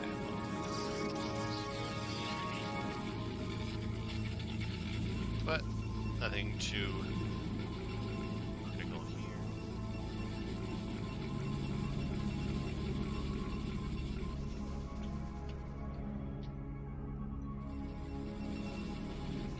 Green is not getting a zealot at all, which is a little brave, but probably won't hurt him too much. Hella Bacon could maybe sneak in a banner pylon, like right here maybe, now that there's no zealot, but I know I am terrible at putting those down. Like, I just cannot get one down, and people get them down on me all the time. It's so annoying. That's really a big part of why you get this early zealot here. You get it on 14. Not just to deal with early attacks, but also to just get rid of mana pylons. But the goon is up now for Green. No more chance for mana pylons. This probe. Looks like the probe will go down. I like to. I mean, that's a big brain comment for me, but it's better to keep that probe alive.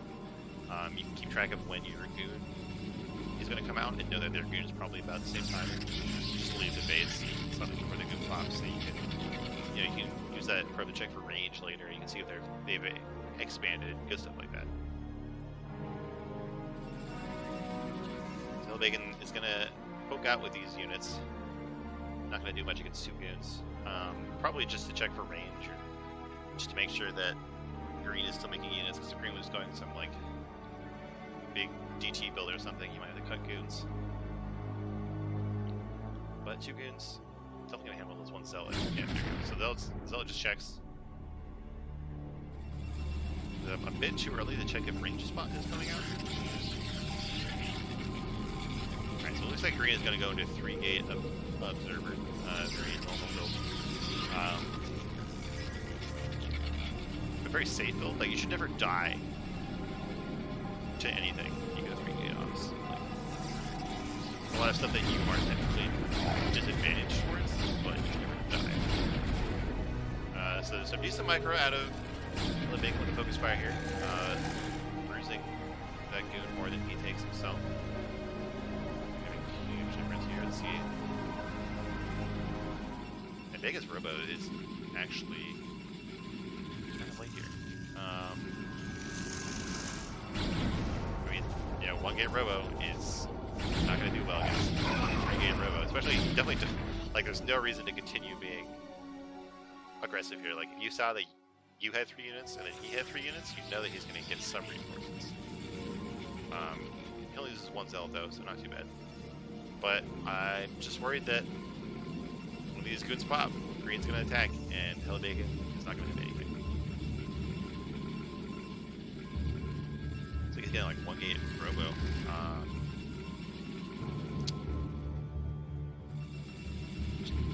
For like for an expansion maybe, but it's not gonna be able to handle this many goons. I'm really worried that we're just gonna see classic PvP here yet. So Hellebagen not quite reading what happened there correctly. Also, I think his build was just a bit behind from the beginning. So that mistake with the gateway on 9. Yeah, green's gonna see this and be like, oh, perfect. There's just less goons. 2 more goons here out of green. That's gonna make advantage of being very aggressive with it, as he should, and just focusing down those goons from Hellebagen. You see, like, 7 versus 5 goons has turned into 6 versus 2 goons. Even with this one goon being combat here and shoot the pile in. And that probe doesn't go down. This is a very miserable feeling if you're in Hellebagen's position, trying to pull probes against goons. In the meantime, these goons getting distracted by this one pile, so. But I don't think it matters. Green can kind of kill whatever he wants to make at this point. And that's PvP for you.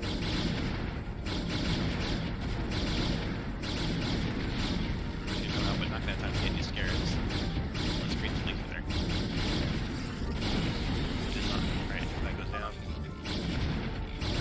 Taps out. Set in the game too. Another quick game.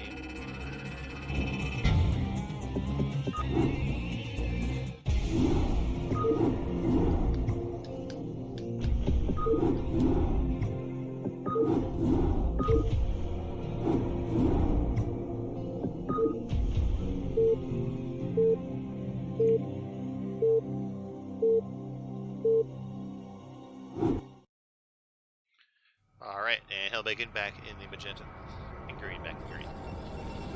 So I feel like, I'm going to make a statement, I feel like the reverse ramp on just about any map matters more in this matchup than it does in any other matchup. I'm sure someone out there is triggered by that or something, but just because having a lead in your goons here in the early game is pretty big in this matchup in general. And if you can do that while having the high ground against your opponent when you attack, that can be pretty much game winning. So that means that players can go a lot more like 3 gateway goon. Maybe not, perhaps not even like what we saw last time from Green. Maybe 3 gateways with no observer to try to shut down anyone who does any kind of expansion or like less strong play. Then because people are going 3 gateways with no robo, people can also go Dark Templar. And so even if you're not going 3 gateways with no robo, you still have to worry about the increased probability of Dark Templar. So we'll see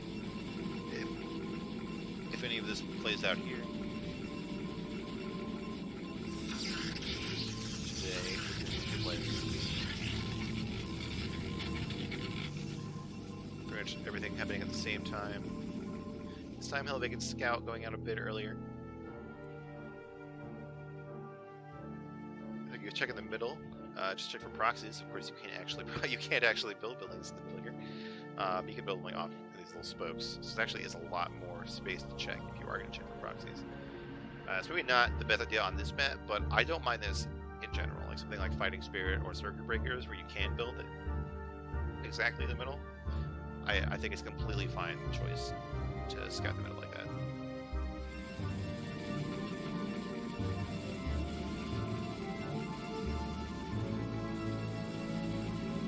Alright.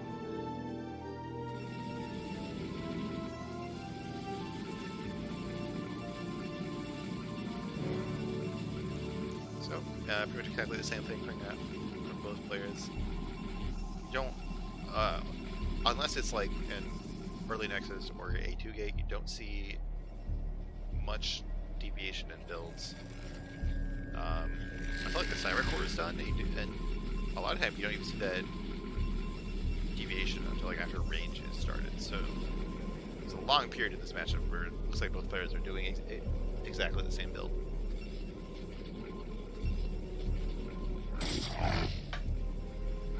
Doing a good job with the Zealot. I know this for me is bad. It's really hard to block a ramp with one Zealot, especially on some of these maps with weird ramps. But he does a good job migrating that Zealot, killing that scouting probe. He does get a probe into hella vacant space and smartly pulls it out before he gets here. And we see Hella Bacon doing a 2-gate before Robo, which is a build that I've seen a lot lately. So it's pretty good. I guess you caught 1021. It's more like 2 gateway goons, and you normally still get a robo after it. It's just to get kind of early map control advantage against more conventional builds. Gives you more ability to poke. If the enemy messes up too bad, you can even like get a win with it. Yeah, see, just going into this is a different way of doing 2-gate robo. The robo's a bit later, but.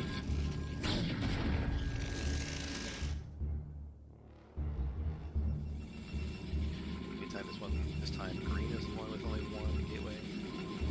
Wouldn't be surprised if he just. It looks like he might be saving up for 2 more gateways. Yeah. He did 3-gate Hogs first game, and he's gonna do it again. I know that's one of the builds that gets recommended to new players. Is, hey, if you just want to do one build in PvP, do this build. I actually don't like it that much. I prefer 2-gateway robo, but I think it's a decent choice for that.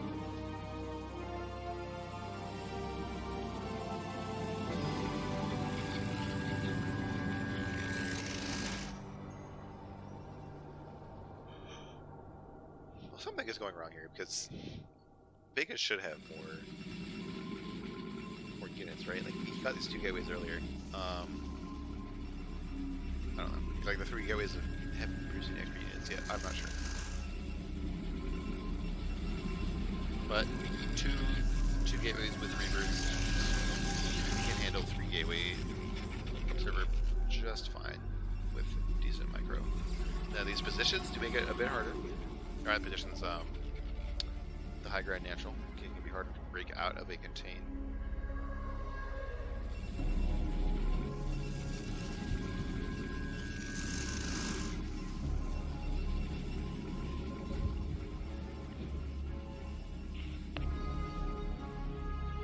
We have this group coming out. from green. This is the standard time move out with 3 gate obs, the 1 zealot, 7 goons. And then we have... We'll just have 7 goons. Actually, we might have the identical group of units by the time green gets to vacant space. If groups of... Oh my god, I think I've run past each other. Okay, no, they do see it. The green is a bit disorganized, vacant getting a better shot stop at the start. Someone messed me on Steam. Oh god, the noise is interrupting the stream. Yeah, I should have done that real quick. Well, I'll just leave it. Yeah, they just won't ping me anymore. Alright, so, a bit better positioning. Making us the better end of that trade. It's about having fewer gateways and definitely fewer units, so well played to him. Let's see, what is happening now? So green is just sticking with his choice. He does manage to keep his observer alive. Bacon has his Reaver. He could, I'm pretty sure, yeah, he's going to throw down his Nexus, and that puts Bacon in a good position. He just needs to get this Reaver up here. It looks like the rally point got confused with all the units going up and down the ramp. I just shut down Green's vision. So, yeah, Bacon definitely wants to get this Reaver up here. And, you know, put these goons in arc. Okay, here comes the Reaver. So we can get here just in time. But now Bacon has more units here. This is going to be hard. Much damage done. Oh, especially after he stamps that observer right away. Oh no, Bacon, don't charge into it though. I don't know. Well, I don't know. I'm not sure. I'm really bad at making these calls. Oh, he never started the Nexus. Did he cancel?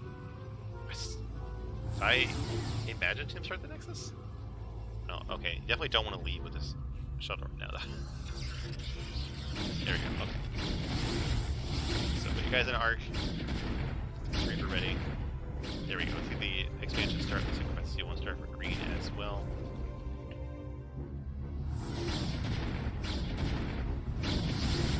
Green's getting a really nice arc setup here. It could get kind of scary for Bacon. 3 times on the Reaver.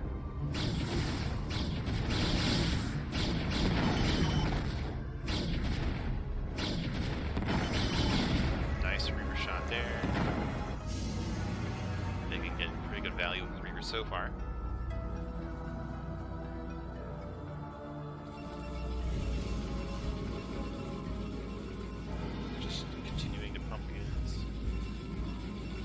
Gateways, green, not showing any tech deviation yet. I feel like if the situation continues, Bacon is going to get more and more ahead. Trying to harass with this shuttle is really ballsy right now. If it pays off, great. But if it doesn't, what is this now? Is this like 10 goons at a green? Like 8 for... So, yeah, so Bacon actually has the right amount of goons. They're just all spread out. Stop drops, but all these goons need to be up here right now. I feel like if you identify that drops aren't really coming, it looks like green's gonna seize on this opportunity and just completely knock it down. Getting stuck on the ramp, not fighting. Feels bad. Now this downhill is gonna go down. I really feel like this drop was a mistake. I think Bacon didn't identify what he had to do here. And now these goons that just popped for green are gonna make quick work with the Reaver unless the shuttle can pick it up. Alright, he saves the Reaver barely, but no damage done by the drop. Certainly nothing to justify all the damage he's taken here.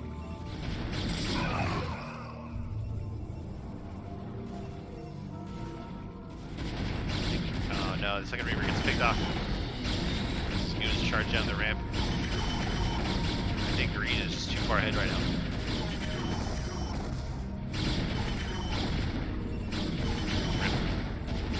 That's PvP for you guys.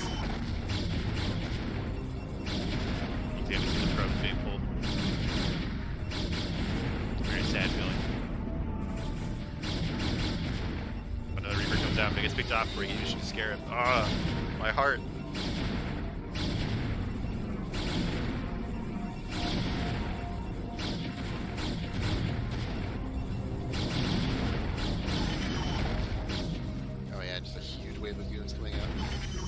Must have died while I was agonizing. Now green feels safe to come down. Oh, this Reaver survived. Oh no, okay, so the drop is back. Just wants to get some kills before he gets out of the game, I'd say. You get the speed upgrade pretty quick.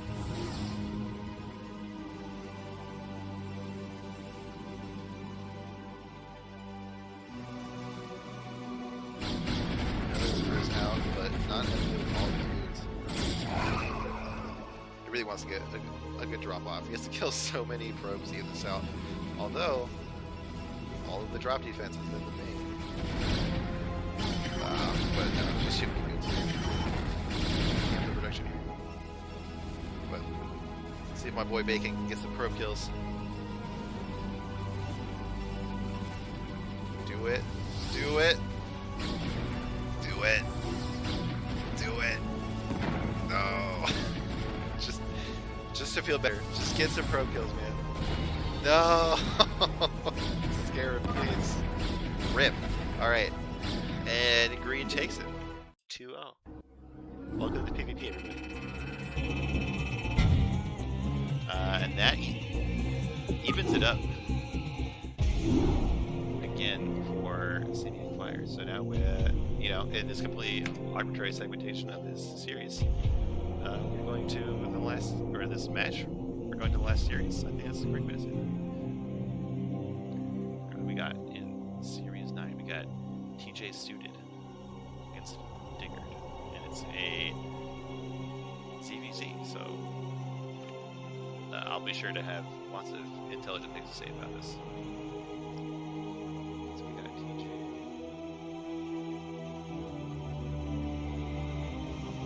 Let's see. And Dig.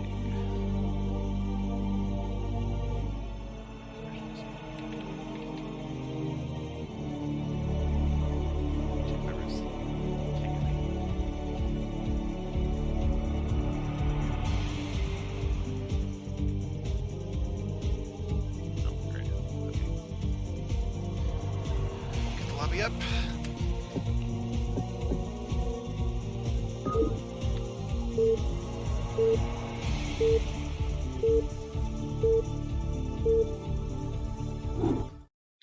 All right. The last series of the day. A ZVZ. We have the Green Zerg Diggard here in the top left for Operation Indecision. And TJ Suited, with his peach suit. Bottom right. So ZVZ, look, I don't know. I'm a pro S player. Okay, I don't know what's going on. So bear with me, everybody. At least it'll be over quick. So no 5 pulls or anything just yet. It's like 5 pool even a thing in this matchup. I feel like 9 pools and things like that are too like a viable choice at all. So here you go, finally. So, damn, I just need gas first. So just going for the Digger, just going for the extractor trick.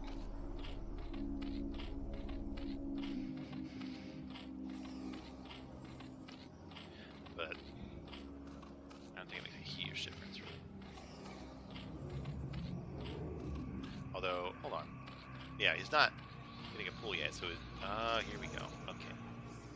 So 10 hatch, that is different. Now, I think the only reason you get a hatch on 10 like this instead of a hatch on 12, which would be like the normal, greedy way to play, is if you're not getting this hatchery for economy, you're getting this hatchery to lane flip. I think. Make that bold statement. Like a 9 hatch or 10 hatches, that kind of thing. So like TJ is doing like an overpull speed, something like that. I wasn't paying attention to the exact timing taking the pull. But it's a 1 hatch pull gas opening.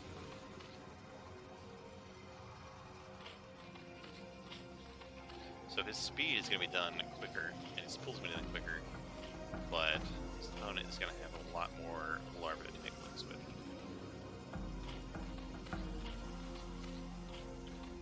Oh, that drone was getting ready. The drone getting... Oh, okay. So I don't think he scouted anything. I think he just decided to make this hatch like this. This is interesting. So this is also another way to do lane floods, I think. But this hatchery isn't going to be up nearly in time to deal with this one. We see a layer going here, so this is interesting because I feel like normally when we see This one go lair on one base. They only get one hatchery. But this is going to be more larvae to get more lings. Don't really think you can support 2 hatcheries worth of mutas on one base. But let's find out. So we have a lot of lings coming out here. TJ is going to scout them. He already is getting a concave set up at his choke.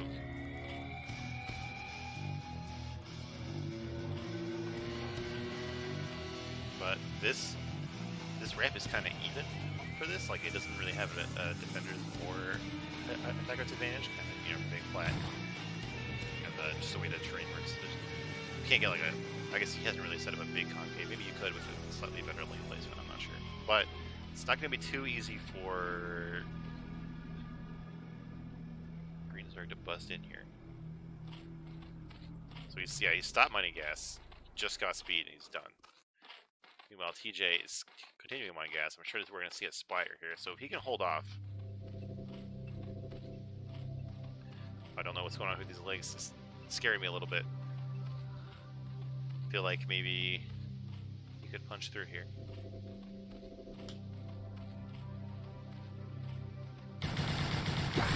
No, they're just gonna charge through. TJ, fix the concave. Oh no. Now this just lets a digger come in with way more links. Well, now what? When I say that, TJ seems to be winning. Oh, but he backs up. Gives him more chance to come in here. Fix the concave, please. Oh my god, so much anxiety. All these larvae just aren't doing anything. He didn't have that much money from this building he's trying to make.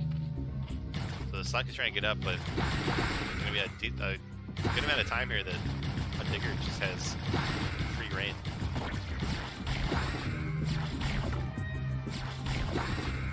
Alright, the Slunk does get up. TJ is only down 1 drone, and his Spire is almost up. Okay, so his opponent just doesn't have anyone deal with mutas. So if he can get mutas out, he should be okay. But displacement doesn't let the drone drill too well, so the Sun does get focused down. We have a second one in a more easily defended position, but it's not going to be up in time, and TJ has to tap out. Dang, so you just need to live like a few seconds longer to get mutas up. And that's ZBZ.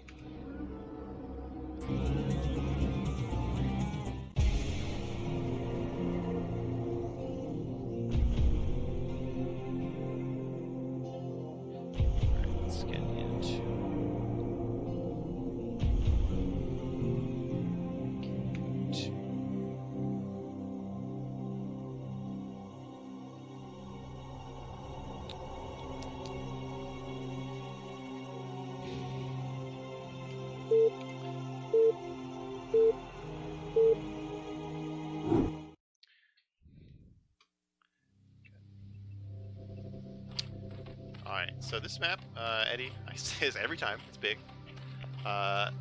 We don't really see macro games in this matchup. The reverse ramp can be kind of gross for defending, but you have overlords anyway to give you vision, so I don't know if it matters that much. You can still get a concave like at the bottom of the ramp. So both players not going to scout each other for a little bit here based on their overlord movement.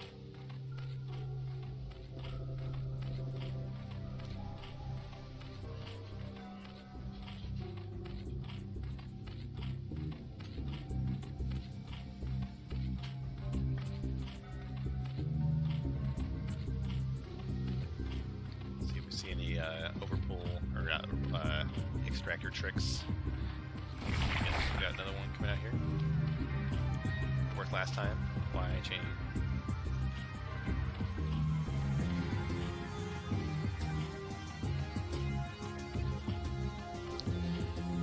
Okay, we're gonna see that 10 hatch again. I'm waiting.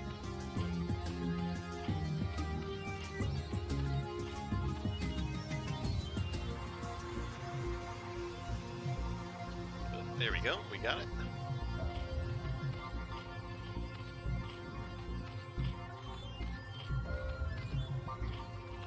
We've got 12 drones without a hatch here for TJ. Hatch will build all. So we have a 12 pool.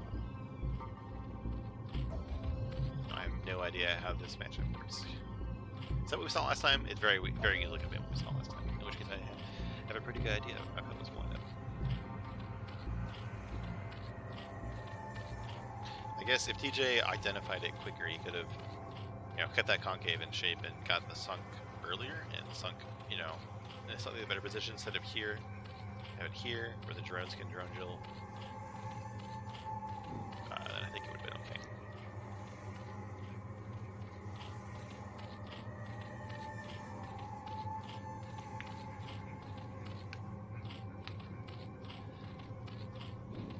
Until anything happens, I don't have anything to talk about.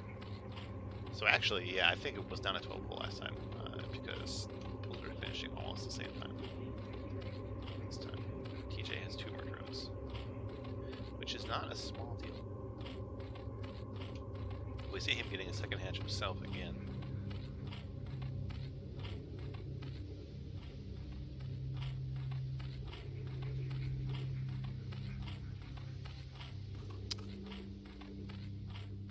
I really feel like he has to focus on getting his in the right position. Does this rock actually block movement? Like, is the ramp bottom only like this big? I should do this. I play this map a lot.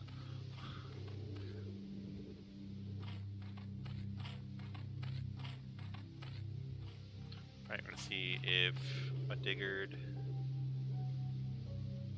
can win this again just by throwing superior link numbers at his opponent. For now, I think they're actually even. Right, it's just 8 to 8. Blair is already on the way, so maybe TJ can hold off this time.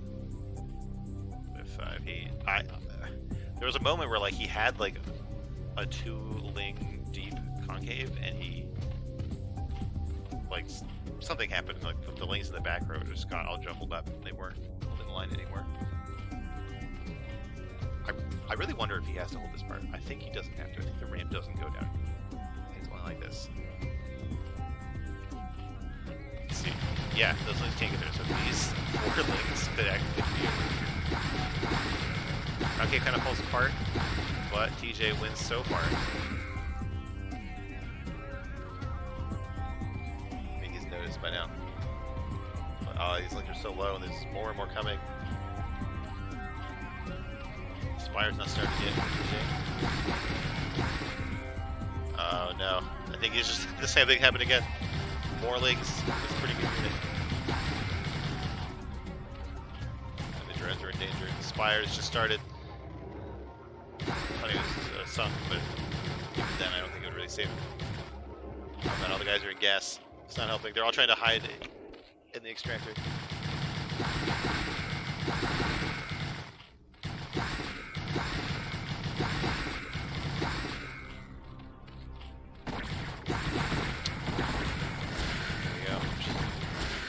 Of links killing drones. Diggard takes it. Well, there you go. That's CVZ for everybody. And that, for now, puts Operation Indecision 5-4. Well, thanks for watching, everybody. I appreciate it. CPL season is wrapping up, but we're going to try to cast all the rest of the games. So, you know, give me a follow and come back here when you see me cast. And there's also the official channel, Coach Pupil League, I think, and lots of other casters and channels like Dev Lime and State Zero and everyone else. Thanks for watching, guys.